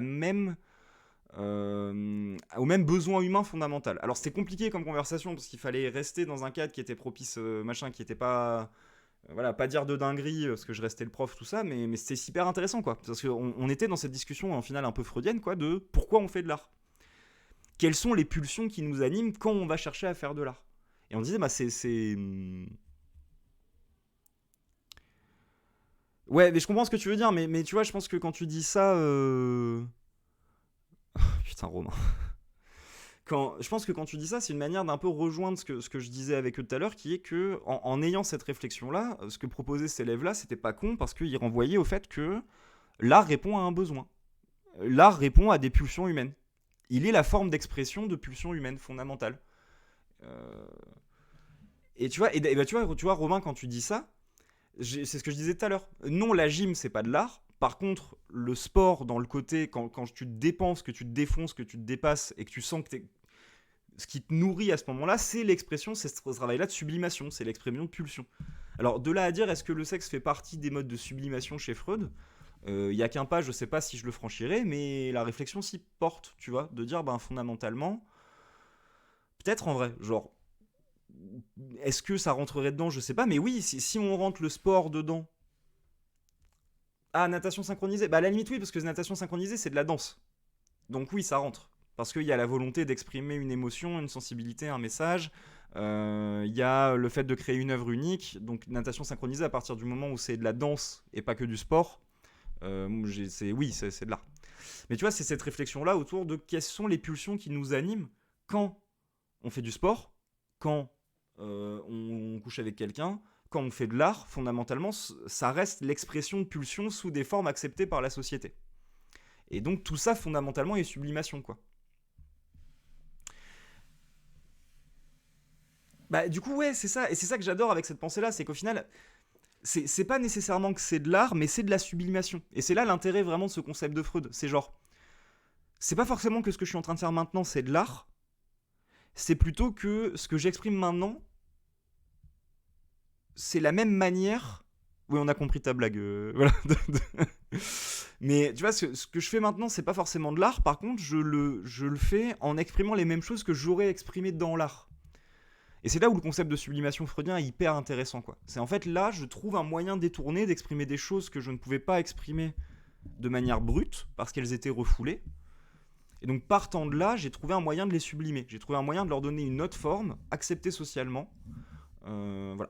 Et c'est là où, du coup, moi, cette take-là de dire c'est parce que le rap est violent que c'est sublimation, je suis pas du tout d'accord. Tout art est sublimation.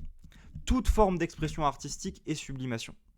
À partir du moment où on fait de l'art, c'est qu'on va rechercher à exprimer quelque chose qu'on a au fond de nous, qu'on ne saurait exprimer autrement que sous la forme artistique. Le fait que certains morceaux de rap puissent être violents, c'est pas lié au fait que c'est l'expression de pulsions plus violentes, c'est lié aux conditions sociales et politiques dans lesquelles cet art est créé. C'est rien à voir. Mais un Bukowski, quand il écrit des dingueries sexistes, machin, c'est tout aussi violent et on lui fait pas le reproche parce que c'est de la littérature. Mais même, je vais te dire, hein, quand tu vois, ça c'est hyper parlant en manga, hein. Quand tu vois un mangaka comme Kentaro Miura qui fait Berserk, Berserk c'est hyper noir, c'est hyper dur. C'est évident dans Berserk qu'il y a une forme de sublimation, mais elle est à peine déguisée, tu vois. Tu sens qu'il vient exprimer des choses qu'il ne saurait pas faire autrement. Le mec, voilà, exprime des choses très très dures, horribles, mais d'une manière magnifique, mais extrêmement dure et violente. À ce moment-là, le processus de sublimation, il est évident.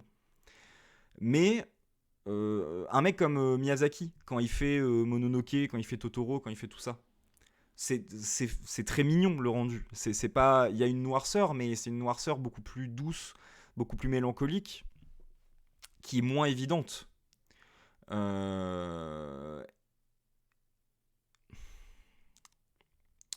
C'est une douceur qui est beaucoup plus douce, qui est beaucoup plus mélancolique, qui est moins évidente, et pourtant c'est tout autant de la sublimation, parce que quand tu vois Miyazaki en vrai, le mec il a des gros problèmes, hein.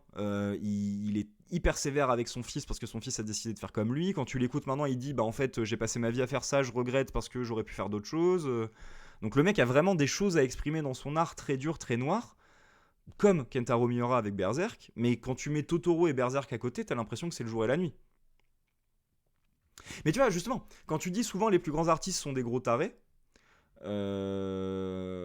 bah ouais, mais justement, c'est parce qu'ils sont tarés qu'ils ont besoin de l'art, tu vois. C'est-à-dire que le fait que ça soit des gros fous du bus en train de crier des trucs bizarres, en train de faire des trucs bizarres, c'est aussi parce que dans l'art, tu trouves le moyen de sublimer des choses, mais du coup, souvent, moins tu pouvais exprimer ces choses-là dans une société normale, plus l'art devient un besoin chez toi comme forme de sublimation. Donc du coup, t'es le fou du bus complètement taré, mais c'est parce que t'es le fou du bus complètement taré que dans l'art, dans la musique, dans la peinture, dans le dessin, il y a un moment où tu vas trouver un mode d'expression de ton côté fou du bus taré que t'aurais pas trouvé autre part. Donc je pense que c'est pour ça qu'on a souvent l'impression que les artistes sont des grands tarés. C'est qu'en fait, c'est des gens qui ont trouvé dans l'art le mode d'expression de choses où ils faisaient ça dans la vraie vie, ils se faisaient démonter, quoi. En tout cas, voilà. Et donc c'est une pensée hyper intéressante, la sublimation, que je trouve vraiment pertinente, mais qui là, je trouve, est mal utilisée parce que c'est un peu facile de dire ah ben c'est violent, mais c'est pas grave si c'est violent parce que c'est de la sublimation. Genre, c'est vraiment du niveau de base. c'est bien que quelqu'un le dise, genre je peux pas critiquer ça, genre c'est bien que quelqu'un dise arrêtez de reprocher au rap d'être violent, c'est une forme de sublimation, genre oui c'est vrai, genre en soi je peux pas te le reprocher. Par contre, c'est cacher le fait que tout art est sublimation et que la violence du rap elle est pas là-dedans quoi, et ça s'explique pas pour ça. Bah, c'est ça, c'est que c'est souvent libérateur puisque c'est des gens qui sont dans une solitude incomprise, je pense. Ouais, complètement, tu vois. Complètement. Et c'est pour ça que des fois tu peux adorer l'œuvre d'un artiste et le rencontrer en vrai et c'est un immense connard quoi. Ça m'est déjà arrivé. Hein. Ou au contraire, tu rencontres quelqu'un de super sympa, mais parce que le fait de passer par l'art pour exprimer ses besoins lui a permis de grandir. Mais voilà, hein, et des fois, t'as quelqu'un en face de toi que t'avais jamais soupçonné, qui était hyper discret, qui était hyper renfermé parce qu'il se sentait hyper mal à l'aise socialement, et puis tu regardes son carnet de dessin, et tu prends un coup parce que c'est magnifique, quoi. Tellement magnifique ta phrase, un vrai philosophe, Raph. Ah, je suis d'accord, hein. Non, mais ce soir, Raphaël est chaud, mais c'est cool parce que du coup, c'est hyper intéressant. Voilà, bon, du coup, je relance la vidéo. J'ai quand même réussi à faire 1h20 pour l'instant sur une vidéo en ayant regardé 51 secondes. Hein. Je suis le pire mec. Mais voilà, c'est un peu ma take, moi, pour l'instant, que j'aime pas sur ce côté-là de prendre un truc violent pour dire que c'est de la sublimation. Tout est sublimation. C'est le gangsta rap, notamment avec le groupe NWA, Dr. Bon, NW... Alors, là, c'est le moment où je vais gueuler. Qui... Il mérite 20 sur 20, c'est ça. Qui il cite pour parler du gangsta rap? NWA, oui, c'est les fondateurs. Dr. Dre, facile, il fait partie de NWA. Eazy, il fait partie de NWA. Ice Cube, il fait partie de NWA. Ces gangsters ont réussi à sublimer la violence. Et Tupac, il est où? Et Tupac, il est où? Moi, j'attends mon Tupac. Moi, j'attends mon Tupac. J'ai pas eu mon Tupac, je suis pas content. Dans une œuvre d'art, dans de la musique, dans des chansons. Quand on reproche au rap d'être trop hardcore, c'est totalement idiot parce que c'est justement ça la sublimation. Déplacer nos pulsions de violence et sexuelle vers un but plus élevé dans une œuvre d'art. Freud nous dit également que la sublimation peut consister à déplacer nos traumatismes dans l'œuvre. Et c'est aussi ça le rap. Les rappeurs de NWA subissaient les violences policières racistes au quotidien. Mais au lieu de s'affronter directement sur le bitume, dans des rapports de violence réelle, ils ont préféré prendre leurs plumes et sublimer leur traumatisme dans une chanson intitulée Fuck the Police. Chef-d'œuvre. Hein. Je sais pas si vous l'avez déjà écouté, mais chef-d'œuvre. Qui a eu le don de provoquer jusqu'au FBI. Oui, parce qu'en gros, je crois que. Je sais plus si c'était à Chicago ou à Dallas. Mais en gros, ils ont le FBI qui leur ont dit au début du concert vous n'avez pas le droit de jouer cette musique. Si vous jouez cette musique, on interrompt le concert. Du coup, les mecs ils se sont regardés, et évidemment, à la fin du concert, ils ont bien fait exprès de faire la musique avec un gros Fuck the Police pour commencer. Et du coup, le FBI il a tiré dans le tas. Il est monté sur scène pour les chase, et les mecs ils ont dû courir en backstage, ils ont essayé de se planquer dans un camion parce qu'ils se sont fait poursuivre par le FBI qui est monté sur scène avec des flingues pour les arrêter pendant le concert. La sublimation pour Freud est alors une forme de thérapie. On parvient à exprimer tout ce qui pourrait nous faire du mal dans une œuvre d'art. L'art se nourrit de tout ce qu'il y a de plus sombre, de plus terrible en nous. Et c'est certainement ça qui le rend aussi intéressant et parfois provoquant, comme le gangsta rap. Voilà, si t'es en terminale, tu peux utiliser ce concept de sublimation dans toutes tes dissertes sur l'art, mais aussi sur l'inconscient. C'est vrai. Ah oui, d'accord. Pas de transition, rien. Mais voilà, du coup, pour un peu finir sur ma take là-dessus, il explique bien... Ouais, non, le FBI, c'est pire. Il explique bien le concept de sublimation. Genre, j'ai rien à dire là-dessus. Et je suis content qu'il ait pris Booba parce que c'est le taulier et que beaucoup d'élèves veulent citer Booba. Maintenant, ce qui me gêne, voilà, je me répète, je sais, mais c'est juste pour finir là-dessus. Genre, ah bah c'est une musique violente qui parle de traumatisme. Bah du coup c'est facile de dire, ah bah ouais mais du coup c'est une forme de sublimation parce que du coup ma violence et mon traumatisme, je l'exprime en faisant une musique violente qui parle de traumatisme. C'est pas si simple que ça. C'est-à-dire que tes traumatismes et ta violence, tu peux les exprimer en faisant une œuvre très belle et magnifique. Tu vois, je pense à par exemple, tu peux... Il y a plein d'artistes comme ça qui vont exprimer un deuil, qui vont exprimer une perte, qui vont exprimer une colère, qui vont exprimer quelque chose, en faisant une œuvre très belle et très douce, mais où en creux, si tu connais l'artiste et que tu sais pourquoi il l'a fait, t'arrives à voir ce qu'il est venu exprimer là-dedans, t'arrives à voir la peur qu'il est venu exprimer là-dedans. Mais qui ne parle pas du tout de ça en priorité. Et c'est pour ça que je trouve qu'en fait, c'est une vision un peu bourrine de la sublimation, que de dire, ah ben, tu vois, quand un mec est violent et parle de ses traumatismes, en fait, c'est le principe de la sublimation. Ouais, non, mais voilà, déjà, tu vois, t'as des musiques qui sont pas du rap, qui lâchent des grosses dingueries, et t'as des musiques de rap qui sont pas du tout violentes. Donc c'est pour ça, en fait, déjà, cette take-là m'énerve. Cette take-là, je la trouve très extérieure au rap. Tu sens que c'est vraiment quelqu'un qui écoute pas de rap qui l'a dit. Première take qui m'énerve. Et deuxième take qui m'énerve, ce principe de ramener la sublimation seulement aux œuvres violentes et traumatiques, alors que tout l'art parle de ça, en fait. Mais du coup, est-ce que c'est de l'art, la fille traumatisée par les cours sur l'art?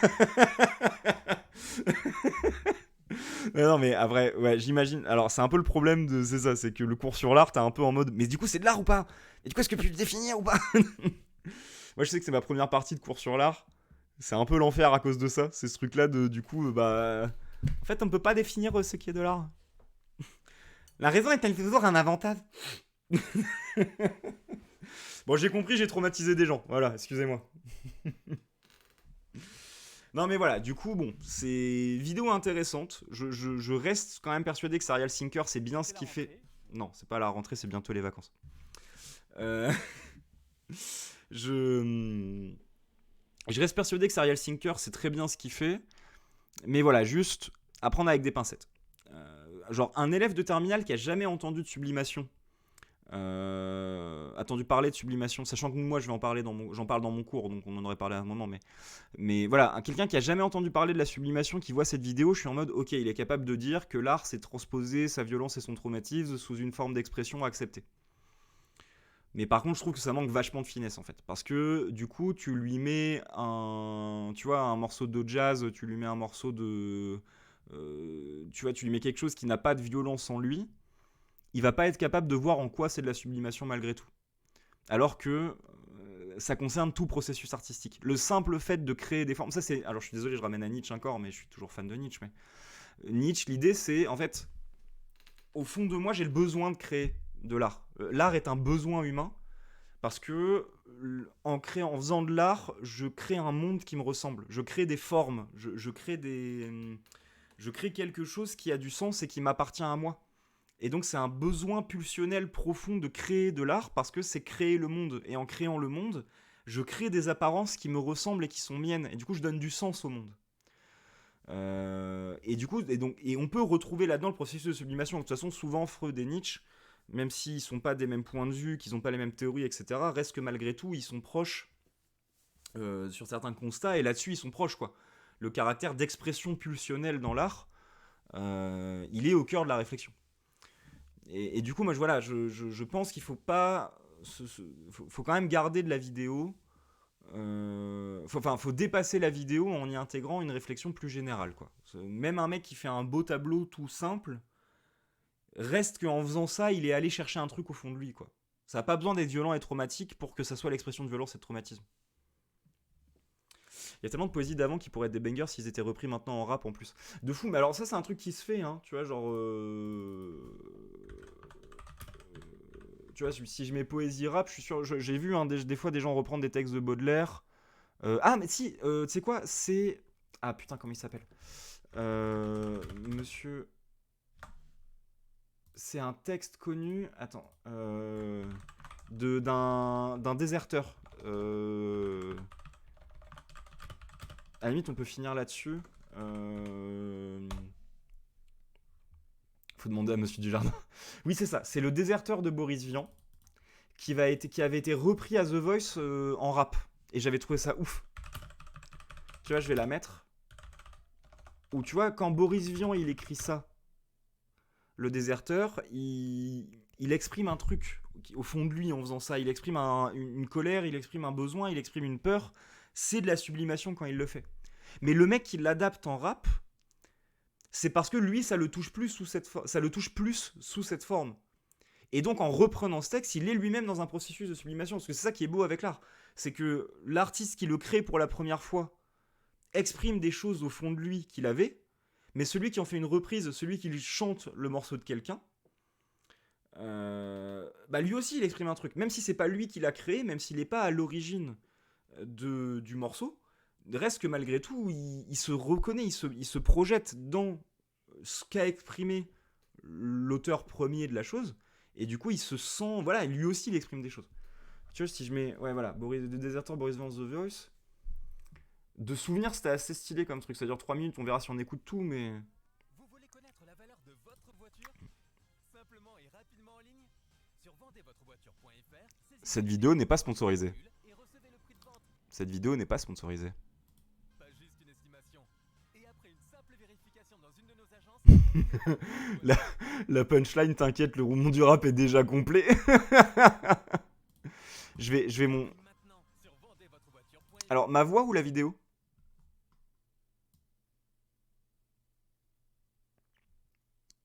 Ouais, la vidéo, c'est parce que je pense que j'avais baissé quand c'était le son de base, mais du coup, je vais remonter un peu. Dites-moi si c'est trop fort. Monsieur le Président. Ça va comme ça en termes de son? Nickel. Mais tu vois, clairement, genre, tu prends des morceaux de poésie qui, à l'époque, au moment où ils sont écrits, expriment un truc fort, puissant, une vraie sublimation de la part de son artiste, de trouver un moyen d'exprimer différemment quelque chose qu'il a au fond de lui. Ouais, ouais, Marc Lavoine, il a kiffé aussi. Mais tu vois, effectivement, aujourd'hui, tu te le réadaptes en rap. Bon, là, c'est assez chanté, mais tu te les réadaptes en rap, ça reste tout aussi puissant et ça reste malgré tout, même de la part, je crois que c'est Tariq qui chante ça, même Tariq, tu vois, ça reste une forme de sublimation pour lui. Donc je me rappelle, moi j'avais beaucoup aimé ce moment-là dans The Voice, je regardais avec mon père à l'époque. Mais voilà, en tout cas, pardon, ça fait un... Voilà. Mais voilà, donc bon, voilà, je voulais faire un live un peu rapide sur cette question de la sublimation. Et j'espère du coup que c'est un peu plus clair comme ça. De toute façon, c'est quelque chose dont on reparlera, je pense, parce que c'est un sujet qui m'intéresse beaucoup. Et merci beaucoup, ça me fait plaisir. C'est un sujet qui m'intéresse beaucoup, donc je pense qu'on en reparlera. Et du coup, si on reparle de la question de l'art pendant là, le mois de mai, où on va se concentrer en mode révision bague, je pense qu'on aura l'occasion de reparler de sublimation. Voilà, bah écoutez, moi je pense que j'ai fait le tour de ce que je voulais dire sur cette petite vidéo. J'ai réussi à faire 1h30 sur une vidéo de 2 minutes quand même. C'est... Hein, mais... mais en tout cas, voilà, allez quand même voir Serial Thinker. Malgré les critiques que j'ai pu faire, il fait un boulot qui est quand même très intéressant. Juste, voilà, gardez en tête que tout artiste est sublime et pas seulement ceux qui parlent de manière violente. Ah, je suis désolé, salut Venuage. Bah écoute, ouais, je suis sur la fin du stream. Ah, je suis désolé. Ce que je peux t'inviter à faire, c'est de regarder le replay du coup. Et attends, du coup, ça me fait une magnifique transition. Hop. Qui est aussi sur YouTube. Voilà. Et sinon, ouais, voilà. Mais sinon, on me retrouve où? Bah écoute, moi je fais pour l'instant que des lives une fois par semaine. Tous les mardis à 19h30. Bah merci beaucoup pour le follow. Merci Raphaël. Voilà, je fais pour l'instant, je fais pas autre chose que les lives le mardi à 19h30. Je les fais pendant les périodes scolaires, sachant que c'est sur la période scolaire de Lille. Du coup, donc là par exemple, pendant 2 semaines, je serai en vacances, donc je pourrais pas en faire parce que littéralement, je serai pas chez moi de toute façon. Mais voilà, si tu veux venir parler de philo de temps en temps, c'est avec grand plaisir. Et si tu veux, du coup, pour un peu te teaser de... Ouais, je suis prof de philo. Je suis prof en lycée et je donne un cours à la fac aussi. Et ça me suffisait pas apparemment, donc du coup j'ai en plus, je me suis en plus dit que ça serait cool de faire de la philo sur Twitch aussi, parce que j'ai vu que ça existait pas trop. Et du coup, je me suis dit, ben let's go. Ah, merci beaucoup. Je me suis dit, let's go faire ça sur Twitch aussi, parce que c'est parler d'autres choses aussi, quoi. Genre, j'adore parler de philo en lycée, notamment quand il y a un bon échange avec des élèves. J'adore en parler en fac aussi, parce que c'est des sujets plus précis, mais je me suis dit, ben, il y a plein de choses dont j'ai envie de parler aussi sur Twitch, de manière un peu plus. Voilà, prendre une petite vidéo, faire du react, parler de sujets un peu plus quotidiens, tout ça. Et du coup, ben là, par exemple, on prenait une vidéo de Serial Thinker, je vais la remettre, où l'idée c'était qu'il montrait comment utiliser Booba, et il parlait de la notion de sublimation chez Freud, et du coup, ben là, tu vois, on a fait 1h30 sur... Et si on révisait le Arrête de parler. On a fait 1h30 du coup sur la question de la sublimation, on a un peu parlé de Booba, de rap français, tout ça. Du coup, bah écoute, voilà, Venia, je suis désolé que tu arrives à la fin, mais avec grand plaisir de te revoir du coup sur les prochains lives à partir de la rentrée. Et puis, bah n'hésite pas à aller checker les replays si ça t'intéresse. Bah avec grand plaisir, merci beaucoup.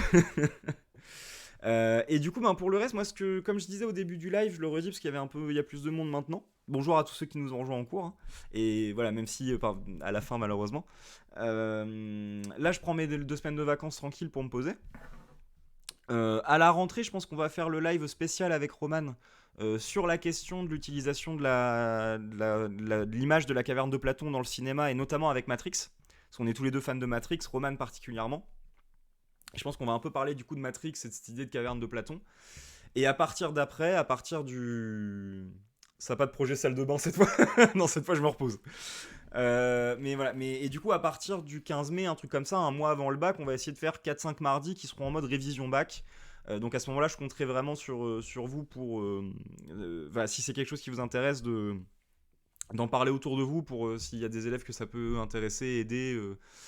d'essayer de vraiment parler de différents aspects du programme, donner des conseils, tout ça. Donc j'ai conscience qu'en faisant ça, je vais parler de choses un tout petit peu moins générales et que je risque de me couper d'un certain public. Je vous rassure, je vais faire en sorte que ça soit malgré tout intéressant pour tout le monde, que ça soit pas juste de la révision bac bête et méchante, que tout le monde puisse... que ça reste de la réflexion philosophique intéressante, curieuse, qu'on échange ensemble. Mais je me dis que, comme je disais au début du live, je dois beaucoup à mes élèves qui m'ont beaucoup donné de confiance pour faire ce format. Donc il me paraît normal aussi de leur rendre en étant là pour eux à l'approche du bac. Mais je vais essayer de concilier ces deux enjeux, d'être toujours cool pour tout le monde et donner envie pour tout le monde, tout en étant là particulièrement pour des élèves de terminale qui auraient besoin de conseils sur la philo. Comme je pense, si c'est pas le cas, surtout dites-moi, mais je pense être le seul à faire de la philo sur Twitch. C'est aussi l'occasion d'attirer du monde avec ça et puis d'être utile au plus de monde possible. Ayant fait un bac qui n'a rien à voir avec la philo, j'ai quand même été surpris par les cours de terminale que j'avais. Ça peut être intéressant de voir ce que les élèves voient. Bah écoute, ouais, carrément. Bah du coup, si ça peut t'intéresser, c'est top. Et t'as fait quoi comme bac du coup par curiosité? Mais voilà, ouais, complètement. Du coup, si ça peut t'amener d'autres approches, peut-être raisonner avec des choses que t'as déjà vues, c'est hyper chouette. Et du coup, l'avantage c'est que je fais les lives le mardi et que le bac c'est un mardi. Donc on pourra ensemble débriefer le soir du bac les sujets. Et puis cet été, je verrai ce que je fais. Comme je disais au début de live, je verrai bien comment je m'organise. Bac techno, hôtellerie, restauration. Ok, moi j'ai j'ai que des STMG cette année. L'année dernière, j'avais des STMG et des STI 2D. Non, STI 2S, pardon. Ça va être l'horreur le soir du bac. Ouais, mais j'espère qu'on sera tous ensemble pour pleurer ensemble en fait. Et vous aurez le droit de m'insulter si c'est tombé sur des trucs qui n'étaient pas dans les cours que j'ai fait. Mais ouais, du coup, techno, effectivement, tu vois, moi je sais que je mets autant d'importance. Moi je fais les mêmes cours en techno qu'en général. J'en fais moins parce que j'ai 2 heures au lieu de 4, mais c'est les mêmes cours. En gros, je fais 4 cours en techno, j'en fais entre 7 et 8 en terminale. Mais c'est exactement les mêmes cours, les mêmes textes, les mêmes examens, le même niveau. Voilà, je considère que tout le monde fait de la philo pour la première fois, qu'il n'y a pas de raison de considérer qu'un élève de techno est plus bête qu'un autre. Je pense que c'est... Alors, je dis ça, je m'envoie peut-être des fleurs, mais je pense que c'est ce qui fait qu'en général, j'ai un bon contact avec les élèves de techno aussi. C'est que je pense que je fais partie des profs qui les prennent pas pour des gros teubés. Et je sais que ça existe, et ça me saoule, et je suis en lutte de fou contre ça. Je suis en lutte de fou contre les profs qui ont un rapport condescendant en techno, alors que... L'autre, ça y est, il a compris. Ouais, mais en avril, c'est un peu tard pour tilter. Mais voilà, je mets une vraie importance à considérer que la philo, c'est de la philo, quel que soit l'élève que j'ai en face. Et du coup, c'est ce qui fait que ça se passe bien, je pense. C'est que voilà, je fais de la philo avec tout le monde, quoi. Mais du coup, voilà, si ça peut, du coup, t'amener sur des sujets que t'as pas forcément vus en techno parce qu'il y a moins de temps, bah écoute, c'est l'occasion et avec grand plaisir. Bah écoutez, sur ce, moi je pense que je vais m'arrêter là. Parce que j'avais dit que je faisais un petit live et cette fois je vais essayer d'obéir à ma règle. Du coup 21h ça me paraît être un bon moment. Merci à tous pour les nouveaux follow, il y en a encore eu plein aujourd'hui, je suis hyper content de voir que le format plaît, que vous trouvez ça intéressant. À bientôt Venu Nuage, merci beaucoup. Mais voilà, je suis hyper content de voir que ça intéresse des gens, qu'il y a de plus en plus de monde, voilà, et du coup ça me touche vraiment, merci beaucoup. Et puis on se retrouve du coup après les vacances. Je vous souhaite de bonnes vacances, du coup reposez-vous bien, si vous avez des vacances, profitez-en bien. Et puis bisous à tout le monde et à bientôt. Hop, je vais remettre un petit peu de musique pour qu'on se quitte avec un peu de son. Hop. Allez, salut tout le monde, bonne soirée. Hop. Je remets ça. Il va vraiment... Lipton Ice. Les pubs tout le temps, ça me saoule. Hop. J'arrive. Je veux vous laisser en musique, c'est important. Ah non, attendez, oula, je suis hyper intelligent. Je vais pas faire ça. Si vous êtes ok, je vais raid. Je pense jamais à faire ça. C'est-à-dire, ouais, c'était pour Lipton Ice. C'est-à-dire, ce que je vous propose, c'est de découvrir du coup une amie à moi qui s'appelle Otari. Juste, alors au pire, si vous voulez arrêter machin, c'est juste pour passer une tête, faire un coucou, dire bonjour et vous abonner si vous aimez bien ce qu'elle fait. Mais à chaque fois, j'oublie de le faire. Je pense qu'elle est en live maintenant. Donc je vous renvoie juste sur la chaîne de Otari. Dites bonjour à Otari de ma part. Et moi, je vous fais des bisous et à bientôt tout le monde. Hop. Si Otari est live, parce que j'espère. Oui, elle est live. Super. Allez, bisous tout le monde, ciao.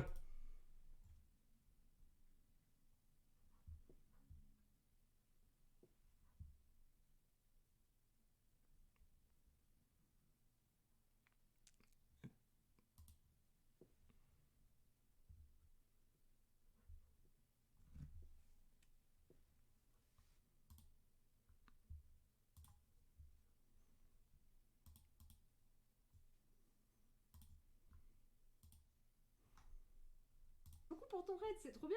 Merci beaucoup. 14, waouh, vous étiez super nombreux. Comment ça va? Vous allez parler de quoi aujourd'hui? Encore un Paint, bien sûr qu'on utilise Paint. C'est trop bien pour ce jeu. Comment ça va? Est-ce que ça s'est bien passé votre live? Comment vas-tu? Pas trop claqué? Coucou Lilou, bonsoir, bienvenue.